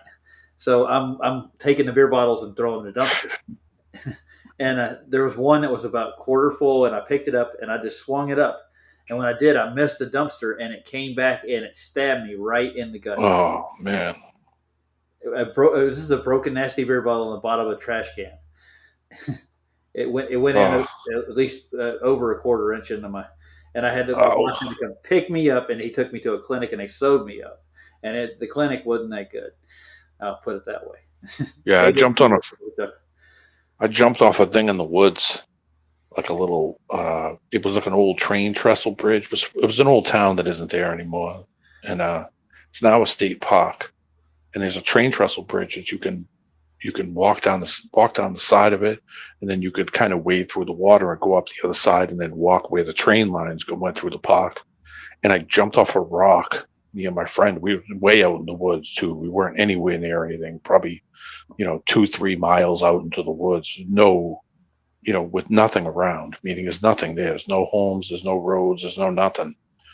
And instead of walking around it, I jumped off the side of it. I landed on a nail, on a spike, like one of those old house spikes. You ever see the nails that are like squarish? Yeah. It went through my foot.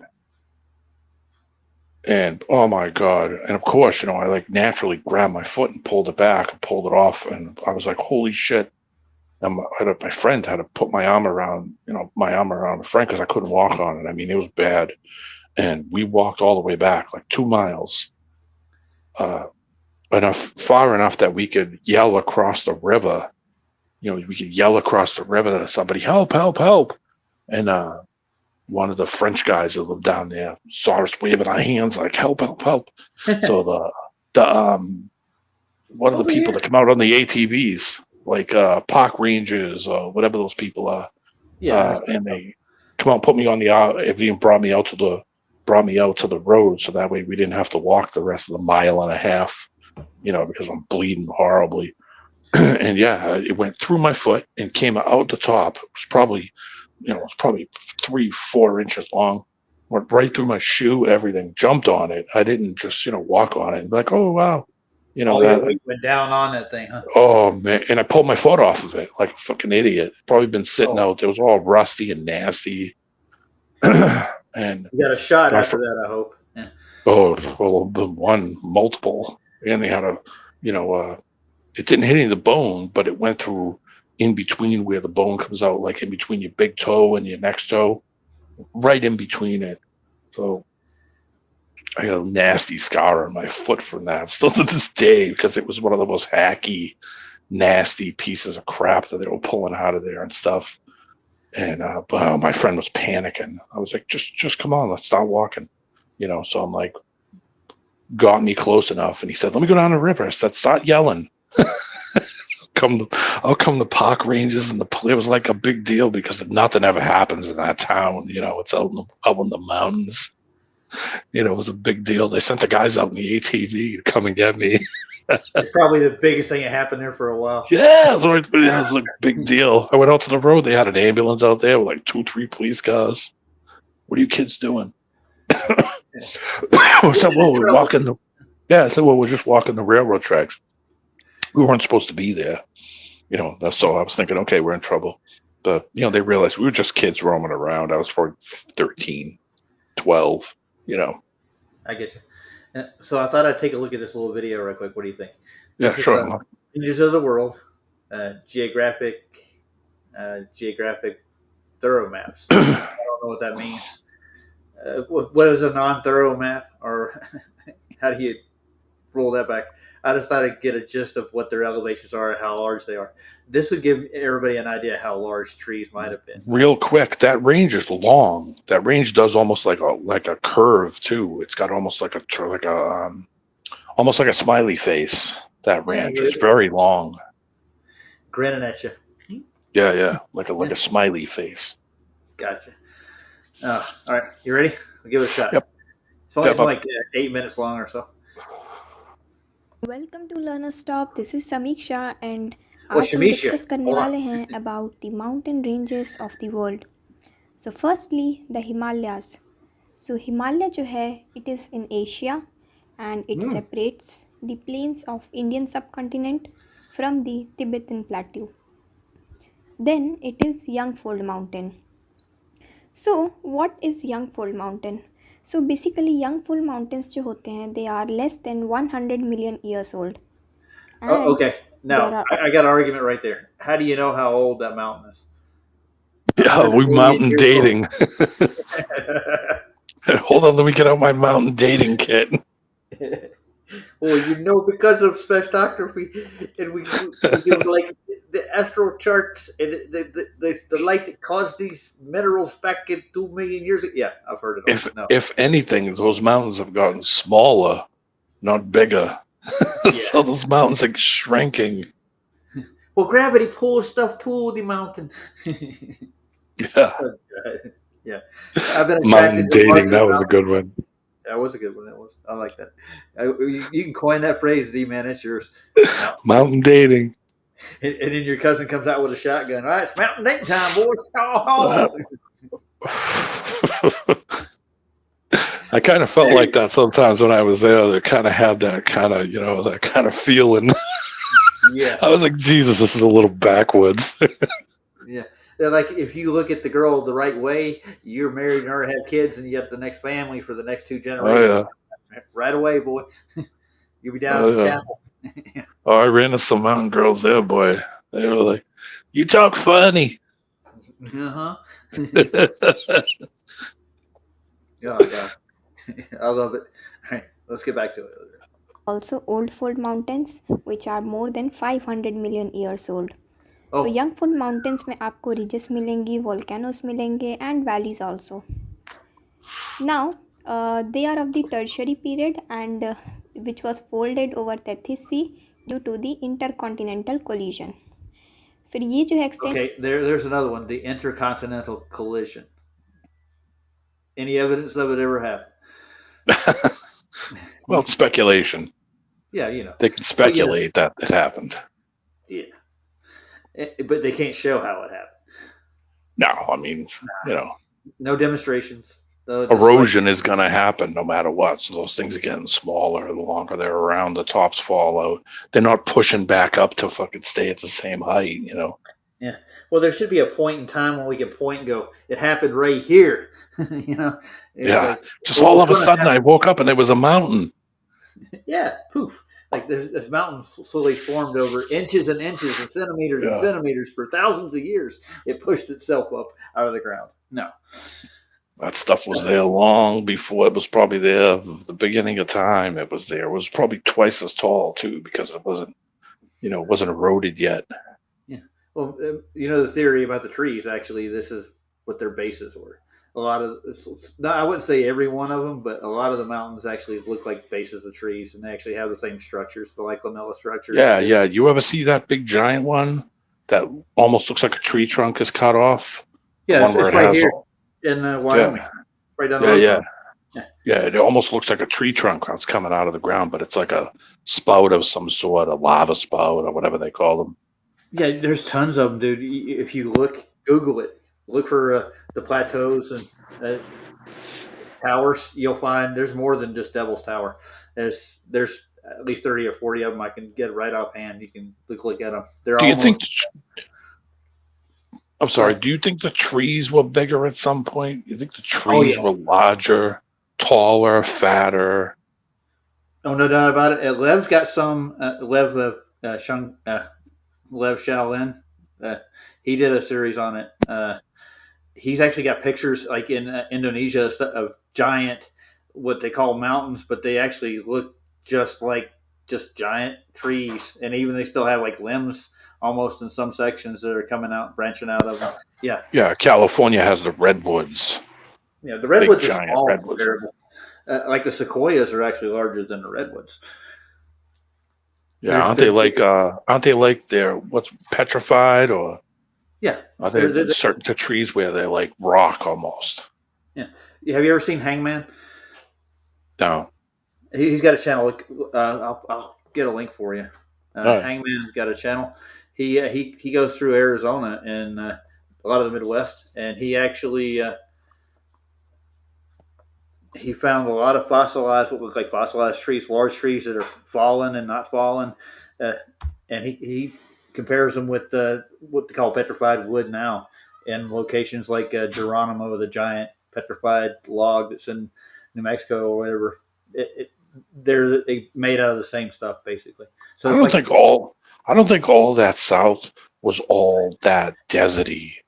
I think at some point some of that stuff might have been more like more dusty, but I mean I think a lot of the places that we look and think about and see, like going to the south or like West Texas or Arizona, those places, I think at some point, I mean, because there's proof of even the what do you call it, desert places out in the Middle East, they still have water and what do you call it, like those places weren't always like that either at some point, I'm sure, like just like Iceland, that they dug down deep enough and they found trees and green and all kinds of stuff.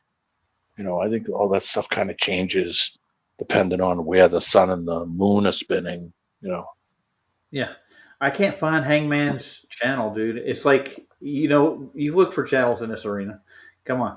It's, I'll get everything but what I'm looking for. Well, some of the channels they purposely make it almost next to impossible to find, where you Yeah. could literally type in the whole word and get down to the very last letter, and it's still not showing you what you're looking for. Like they purposely do that, I think, to some channels to make it so it's completely almost impossible to find. It's definitely suppressed, man. Yeah, I'll see if I can find it. I'll ask Lev for it. that's all right.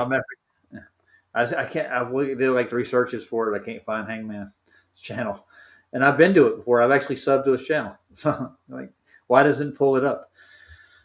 I don't get it. Let's play some more of this video right quick. Just let it go through. There's going to be a lot of more nonsense that they can't prove that they're going to talk about. So the peak here, the highest is 8,848 millimeters, or is that what that is? Is that what do you call it? Or kilometers. That's miles. That's the mile. 8,800, and I guess that's the highest peak from sea level. So kilometers is usually K. Yeah. It extends about 2,500 kilometers. Pretty high, dude. Actually. Yeah. Lev did a series where he went to the bottom of the ocean and he started looking through. There's monuments like that in the Pacific and in the Atlantic that actually come up high enough that you can actually get like they use thermal photography to get these, the same structures like the Devil's Towers kind of stuff. It's weird. They're all over the place. Yep. करता है about 2,500 kilometer between Indus and Brahmaputra gorges from west to east in the arc-shaped manner. Then it plays an important role in the determination of climate of Indian subcontinent. So yes, Indian climate को लेके इसकी बहुत important role है. Then ये जो है it has very enormous potential for various metallic minerals. यहाँ पे बहुत सारे metallic minerals भी आपको मिलेंगे. So they are like cobalt, nickel, zinc, copper, antimony and bismuth. So these are some of the important ones. Then इसकी जो highest peak है that is Mount Everest. Its height is 8848 meters. The height. Then you can see in the map the Himalayan range. So now we will move on to the second one, which is the Alps mountain range. तो ये जो है Europe में है and it is the highest and most extensive mountain range system of Europe, right? Then इसके बाद जो है कि ये stretch करती है approximately 1,200 kilometers across 8 alpine countries from west to east. So here I have mentioned the names of those alpine countries.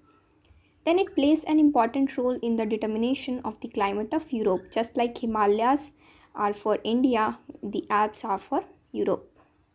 So its highest peak, Mont Blanc, its height is 4,808.73 meters. I've heard of that Here one. you can see in the map the Alps mountain range. And then now, we got 2 friends in our community here. They're Chris and Mike Van Dyke. They're actually Austrian, so they do a lot of survey or observations up here. They're pretty cool, but they actually did a whole spread on the Gleason's map and stuff. They were doing what do you call it? They were finding their geographic location with the Gleason's map, and they would actually take a dome structure and they would put the sun in its position to get the sun calculator and stuff. They did a whole series on it. Yeah, that's cool. I don't know why people can't use the Gleason's map to find their location. I've got 3 or 4 people who've done it. You can use it for locations. And if you actually put a dome over the top of it and actually use a light, you can actually get the sun in its right location. Yeah, well, who's the other guy that did that? The other guy that had it spinning on the top and it was showing the reverse rotations on the side. Oh, Jesus, I forget his name. Jay something. I know who you're talking about now. God. He came out right when TFE was coming. He started getting popular. Yeah. God, he was in a couple of streams with us too. right after the TFE. He's like, well, this would explain the southern star rotations, and Duffy just kind of blew his ass off, like, oh, no, that's interesting. Yeah, of course, because Oh, that that kind of overshadowed that dome thing that he had made, where he had the plate on top that spun, and I thought that was, he was like, "There you go." I saw that one time, and I was like, "Oh, there you go. That explains the south. yeah. Explains And there's the opposite rotation." there's a whole group of Zetetic Society members who were actually putting together a different map altogether with the land continents, the known continents, and they're doing a better job getting them straight than we have on our regular maps. Yeah, you got Alan and Shane on it too. Oh yeah, Got Alan and Shane on figuring out the distances now too, and that's going to be a big one if they pull that off. That'll be big. well, there's another guy named Sean in Kingdom of Context. He wants to actually start funding actual surveying and cartography for flat Earth throughout the world. He's pushing for it, so he's got a good following too, and he's using for cosmology. He's using Enoch, uh, the Book of Enoch. Yeah. Actually, most of them. So they actually describe a lot of the phenomenon that go on in the sky now. So it's in the Well, Bible. Duffy can just bypass whatever the Bible says because he's Duffy. Oh yeah. So Well, it's all right because God can make the world anything He wants to after He makes the world. yeah, yeah. Well, you've heard that He thinks that when they refer to the firm in the Bible, He thinks that's the actual crust of the earth. Have you heard that one? I'm dead Yeah. serious. You think I'm kidding? I've heard a few out of him that were like, "Oh wow, that's Yeah, that's right. it's actually against what the Bible says." Boy, that's interesting. But flat earthers were out just harassing people. You got to be a flat earther. Have you heard his speech on that? He said people were like afraid to go against flat earth when he was growing up as a kid. This is his story. I was never threatened with flat earth when I was growing up. Nobody ever talked about it when I was growing up. That wasn't a thing. Everybody was there. Yeah, there were flat earthers back then. I guarantee it. Yeah. I mean, like I said, I ran into a couple of people who were thinking about it in the '90s that talked to me about it, and I looked at them like they were crazy. I was like, "Is this guy fucking nuts? What the hell are you talking about?" But then later on, I started to think about him talking. I never forgot about him talking to me about it. He just brought it up kind of in a small way, It wasn't like, he did. yeah. I never forgot it, until we heard about the late '90s, probably the late '90s, and then Art Bell talked about it on Coast to Coast. Well, it wasn't Coast to Coast back then; it had a different name to it. I forget what it was. But Art Bell had talked about it. Had people calling. So I used to listen to Art Bell at night when I would drive home, and Art Bell had talked about it. And I was like, "Oh shit!" I remember talking to that guy in the early '90s that was telling me about, about the moon. I wouldn't be surprised if I heard a Paul Harvey thing on flat Earth. I wouldn't doubt, but I doubt it did. Same idea, right? It's like, those are popular, and the idea is not old by any stretch of the imagination. Well, I think it was suppressed. I mean, I think naturally it was just suppressed. They would probably just do everything they could to get people to not think about it. And that's probably why you're seeing all the stuff on YouTube now where they're trying to get people to not talk about it pretty much at all and just try to make people look like kooks if you even question any, oh, what do you mean? How could you question we're not going to the moon? Huh? Well, I haven't seen any real evidence for the moon itself, like the land for sure. And did you notice that when? I'm sorry, real quick. Go ahead. Did you notice that when this started to kind of peak out? Did you notice real quick that NASA lost all the footage when people started to look through the footage? Did you notice that all of a sudden NASA just lost the footage, the most important footage ever? And all of a sudden, we don't have it. We don't know what happened to it. I was like, yeah. Mm-hmm. Yeah, I'm sub to Joe Hanvey. Actually, Joe Hanvey's the guy you were talking Joe Hanvey. I was going to say Jay, but yeah, that was a great. When he shows the dome and it shows the counter spinning, that's awesome. Yeah, it is. And if you're that far south and you got a reflection of the sun on a brass surface or a metallic surface or even a glass surface, you're going to get the exact same image that you would get just for a little bit. It would last in its circuit. So yeah, that's the explanation for the so-called midnight sun. Oh, it's Mr. Banner. Hey, David. All right. He's going to turn into the Hulk. I don't know. The red hole. And there's a math power land in here, but I don't think it's the actual math power land. I know the Alps has a huge mountain range. Yeah, they got a lot of mountains. I wonder who's pretending they're Matt Powerland. But his real name is what? Matt Boylan? You remember Matt Powerland, right? Yeah. No, let's play a little more of this video. Right. I got the link for Joe's channel. We will if you want it to. have a look at the third one, which is the Atlas Mountain Range. So ये जो है stretch करता है for about 2500 kilometer through Morocco, Algeria and Tunisia. ये separate करता है Mediterranean and Atlantic coastlines from the Sahara Desert, and it is inhabited by Berber populations. So Berber, they are basically ethnicity of several nations, mostly indigenous to North Africa and some northern parts of West Africa. So ये mainly Africa के कह लीजिए आपकी indigenous people हैं, ethnic tribe. Not tribe, they are ethnic indigenous people. What is it? Then it was formed during the Precambrian period. So what is Precambrian period? Basically you can see in this picture. यहाँ पे आप देख सकते हैं कि जो pre Cambrian period है, जो एकदम लास्ट में आप देख सकते हैं, it is eon. It is called as eon, pre-Cambrian eon. Okay, what is an eon? Do you know, time-wise? Eon. It's what? Isn't that a time period? Well, time frame, isn't it? An eon. Yeah, I guess so. But don't they have a measurement for it? Because I got a scale here. They're talking. What's a number on the end? Yeah. Yeah. So are those years, or I'm thinking that's what that. I don't see if we can get to the top of it. Let's see if it shows it. Oh no, let's go back a little bit here. Yeah. So yeah. So these are periods, I guess. Epoch and a period. There's a period right here. But I don't see a measurement of time. Oh, millions of years. Those are millions on the edge. Jesus. So yeah. Yeah, sure. This is definitely believable.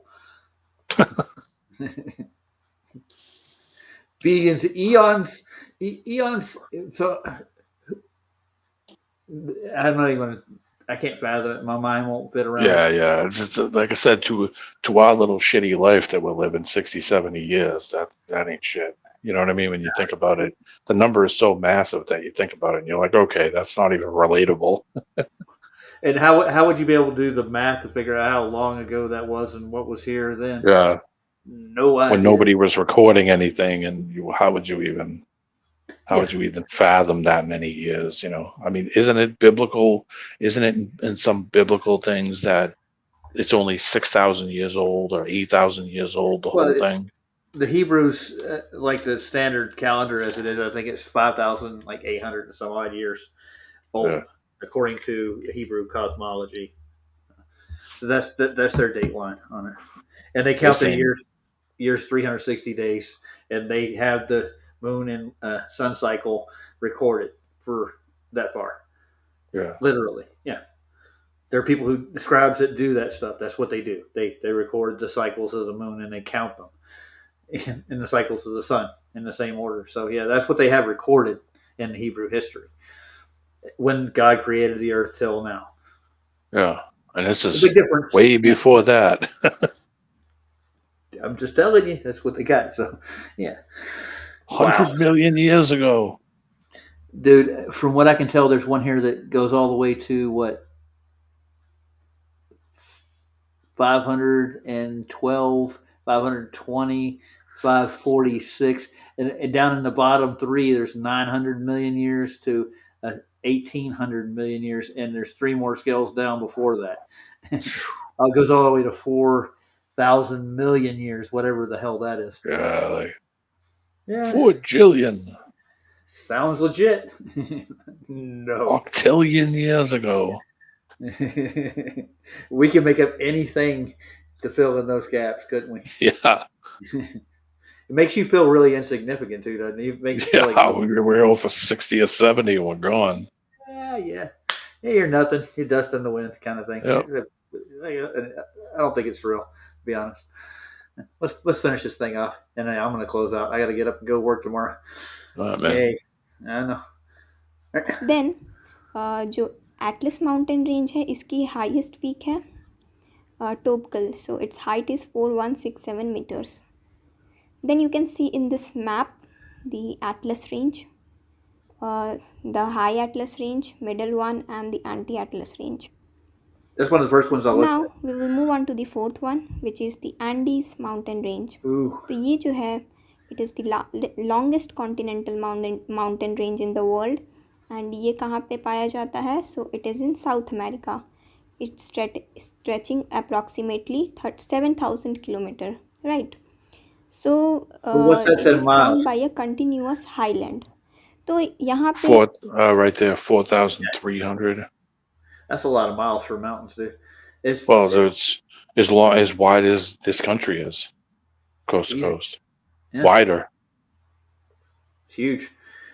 And some of these, actually, if you get a chance to look at some of the mountain ranges down in the Andes, they look like tree stumps too.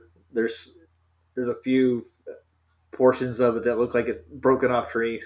Basically, it has the same structure, rings in it, and everything. So it looks like a tree, a huge ass tree. And if that was actually like, but I mean, they would try to tie in the prehistoric world into that too. If we actually discovered that these things were actually living trees at one point in time. Yeah, maybe. But It could just turn into something if it sits there. I mean, who knows? Some people say that stuff turns into gems and rocks, and so I would suppose whatever the composition of it or whatever it rots into. Yeah, especially if it fossilizes hard. Like I lived in Arizona, and they have a whole slew of petrified trees up there that actually have gems inside the stumps and stuff, and inside the trees. You can just dig into them, you'll get like rubies almost. I don't know if they're classified as gems, like precious gems, but these things have it all in it, man. It's all crystals and stuff. Like I said, there's a rot, whatever they rot into. I know that up here in the mountain ranges up here, there's a lot of that stuff, the stuff that grows out of rocks and grows out of the, you don't think it is till you start digging down. Well, Dan Hurd, there's a guy on YouTube called Dan Hurd. He's been doing a lot of that where they're pulling up rocks and stuff out of where it's what's that green one? Where it's the green one? He pulled one up the other day. a jade. Jade, yeah, and one side of it just looked like a rock. And he moved it and rolled it over. And the other side is jade. It's literally green. And I was like, wow, that's wild. I've never seen that before. He just moved the rock, tipped it over and said, look at that. It's jade. Went over and picked it right up. It's called a guy named Dan Hurd. He goes and does all mining for gold and precious metals and all kinds of stuff. Cool. I had a friend when I grew up with, his name was Doy Jones, and he was I guess a prospector, but he ran a lot of operations like that up through Texas and Oklahoma. He had a few gold mines and silver mines and stuff. Nevada and Arizona and all those places, they're littered with mines all over the place. Southern California and what do you call it? Jesus, copper and talc and all kinds of shit. Didn't they mine uranium out there at one point? I think they were pulling out uranium out at one point. I think not Southern California, but I think like Nevada. Yeah, Jerome, Southern Nevada. Arizona is basically a copper mine, and there's a friend of mine who actually has property up there, and there's a lot of fight over rights when it comes to that stuff. Yeah, there's a lot of dead mines out there from the 20s and 30s, all over the place. Nevada, Southern California, talc was a big thing. They were grabbing talc back in the day, and that shit's everywhere, and especially Nevada. It's everywhere. If you got the equipment and the time, go do it, man. Because you can make. Back then, those guys did it by hand. They do it with, they go out there and just dig holes straight into stuff. try to look for veins and stuff. There's another guy on YouTube that I watch that does that, but I forget what the name of the channel was. The guy that goes down to like 300 and 400 feet down underneath the ground and stuff. I'd be paranoid as hell. Yeah, I don't like there that. was there was one right outside of Flagstaff. There's an old mine. I think it's a dead mine, but I crawled down in a couple of them. And you can find pockets where you can get into where the vein was, and there's holes in the ground, dude. You can crawl down it. Next thing you know, you're in this cavern, dude. Huge fucking cavern with all kinds of stuff. I did it for a couple of weeks. One year, just we were out riding with the quads. We had these Polaris quads on the property where I worked. Just rode out, and we find these pockets, man, and crawl into them. Take our flashlights, go down there and explore. Never really found a whole lot, but it got deep and it gets kind of spooky after a while, man. Yeah, under the ground. Yeah, it freaked me out. But we did that. I mean, some points that we got to, we had to crawl through spaces that some people wouldn't do. Yeah. Once you get in there, you get stuck. You're fucked. Yep. Some guy gets stuck in one of those things out there somewhere a couple of years ago, 3 or 4 years ago. They couldn't get him out. Yeah. It freaked me out. It's like, no, thanks. You remember Operation Jade Helm? Yeah. I was just that whole Jade thing reminded me of it. And I was in California when that happened, and I'm sitting at this. It's a fish place. It's like a fish taco place in Southern California, and a whole bunch of bikers pulled in on. They're riding British bikes and Harleys, and they're all really clean cut, and I'm like, these aren't bikers.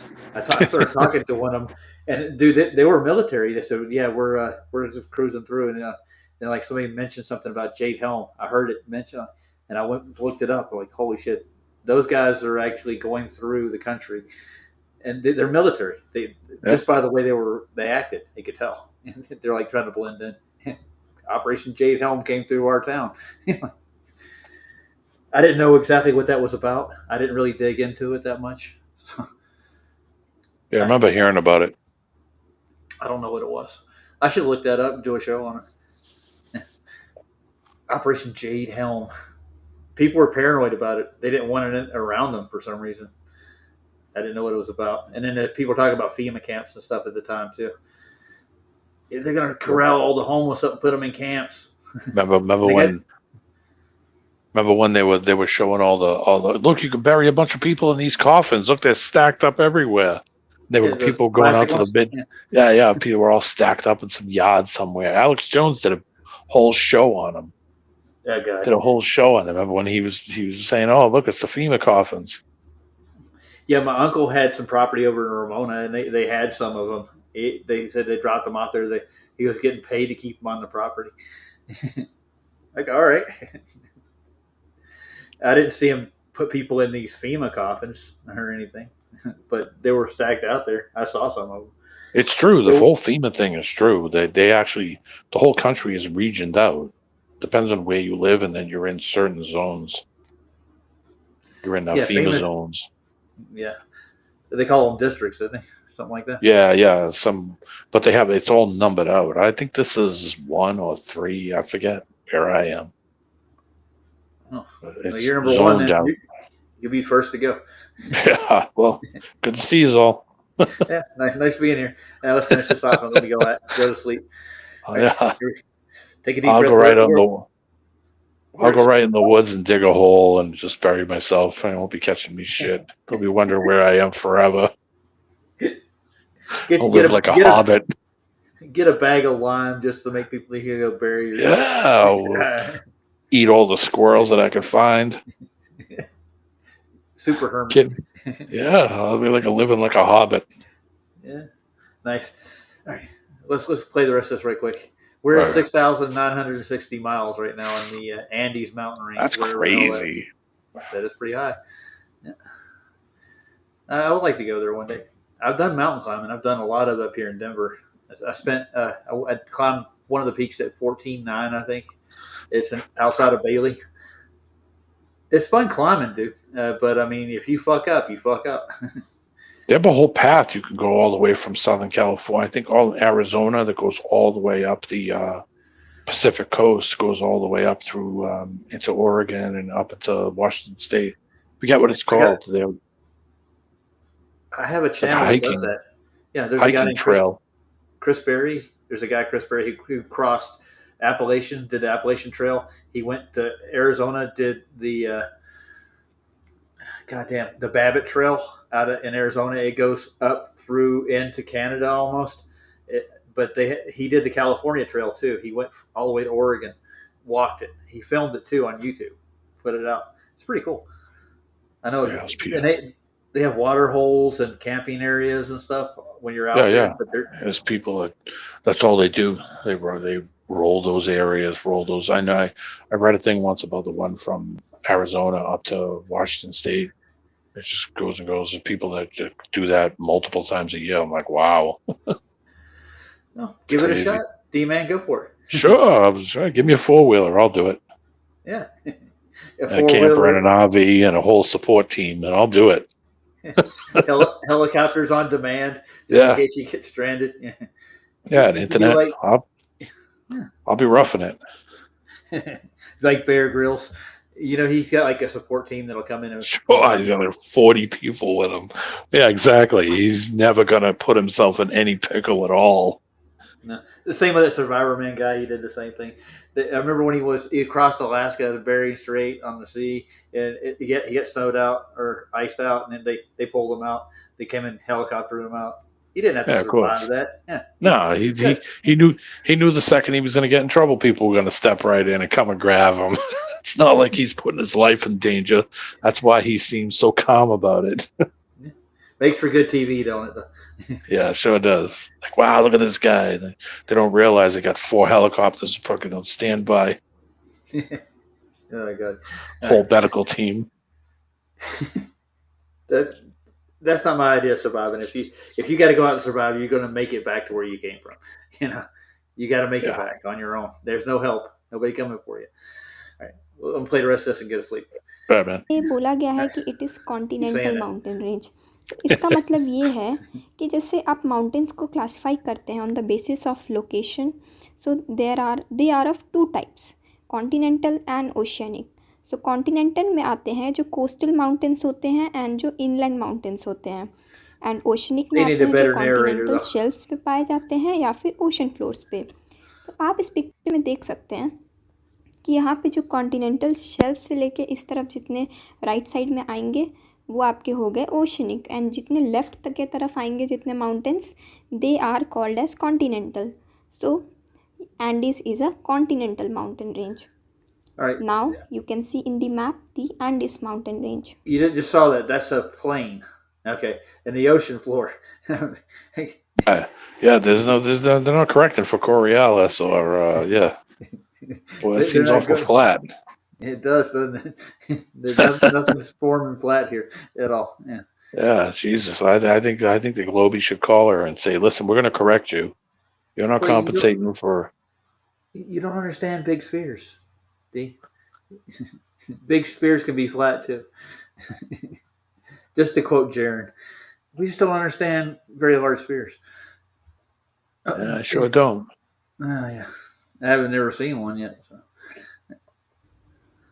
Last one is Rockies mountain range. Ooh, that's where I am. है western North America में, and ये stretch करता है for more than 4800 kilometre from the northern most part of British Columbia in the western Canada to New Mexico in the south western US.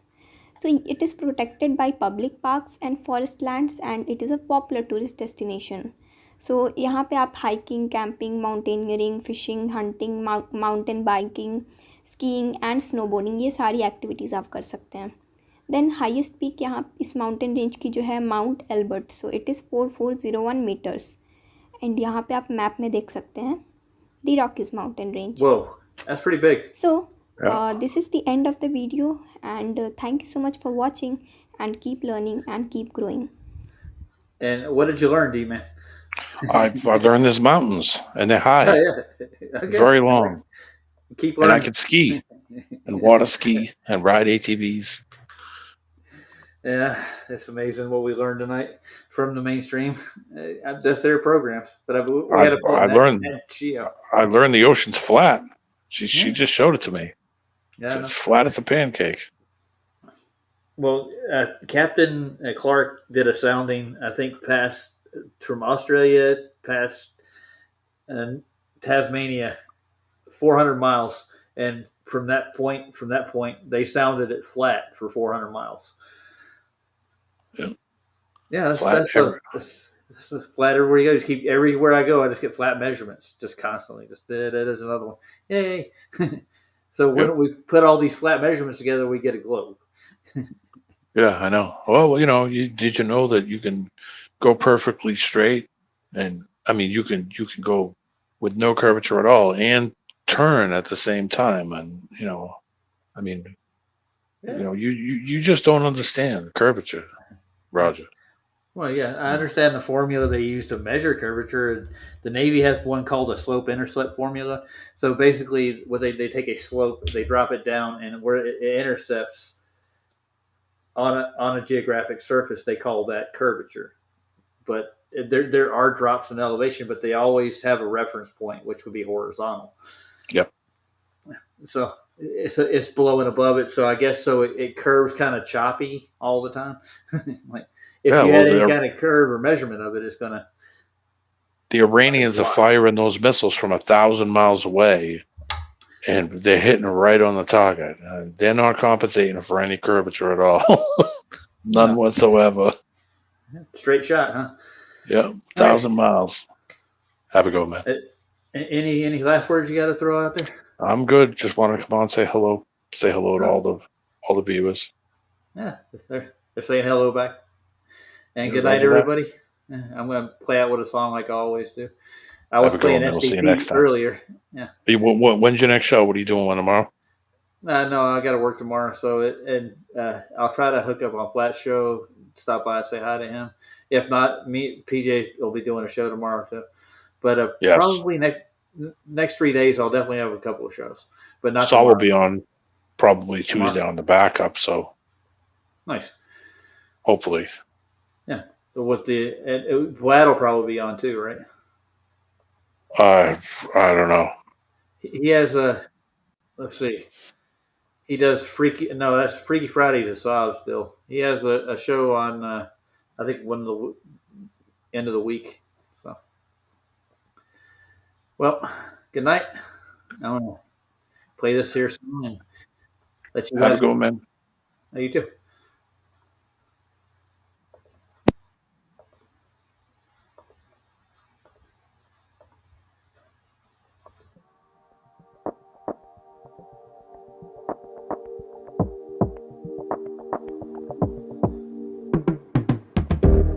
In the valley of the shadows, land of the scorpion, stung by the darkness, swimming in all the poison. I need some angel music, so damn hot down here. I need some angel music, so to wash away the fear. Come with some angel music, so damn hot down here. I need some angel music, so to wash away the fear. Holy, unseen, I plead, show me some mercy. Grandma, come on down here and sing your prayer with me. Cause I can shine like a raven if I get a little bit of sun. With a little bit of light, just a little bit of sun. I can shine like a raven if I get a little bit of sun.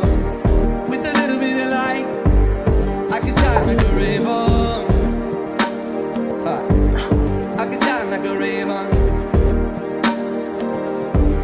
I can shine like a raven. In the land of the shadows, the valley of the scorpion, stung by the darkness, swimming in all the poison. I need some angel music. I need some angel music. I want some angel music, the song to wash away the fear. Holy, unseen, I play, show me some mercy. Grandpa, come on down here and sing your prayer with me. Cause I can shine like a raven with a little bit of of soul, a little bit of light, just a little bit of soul. Black feather glisten, just a little bit of light, a little bit of sun. I can shine like a raven, shine like a raven. Black feather glisten.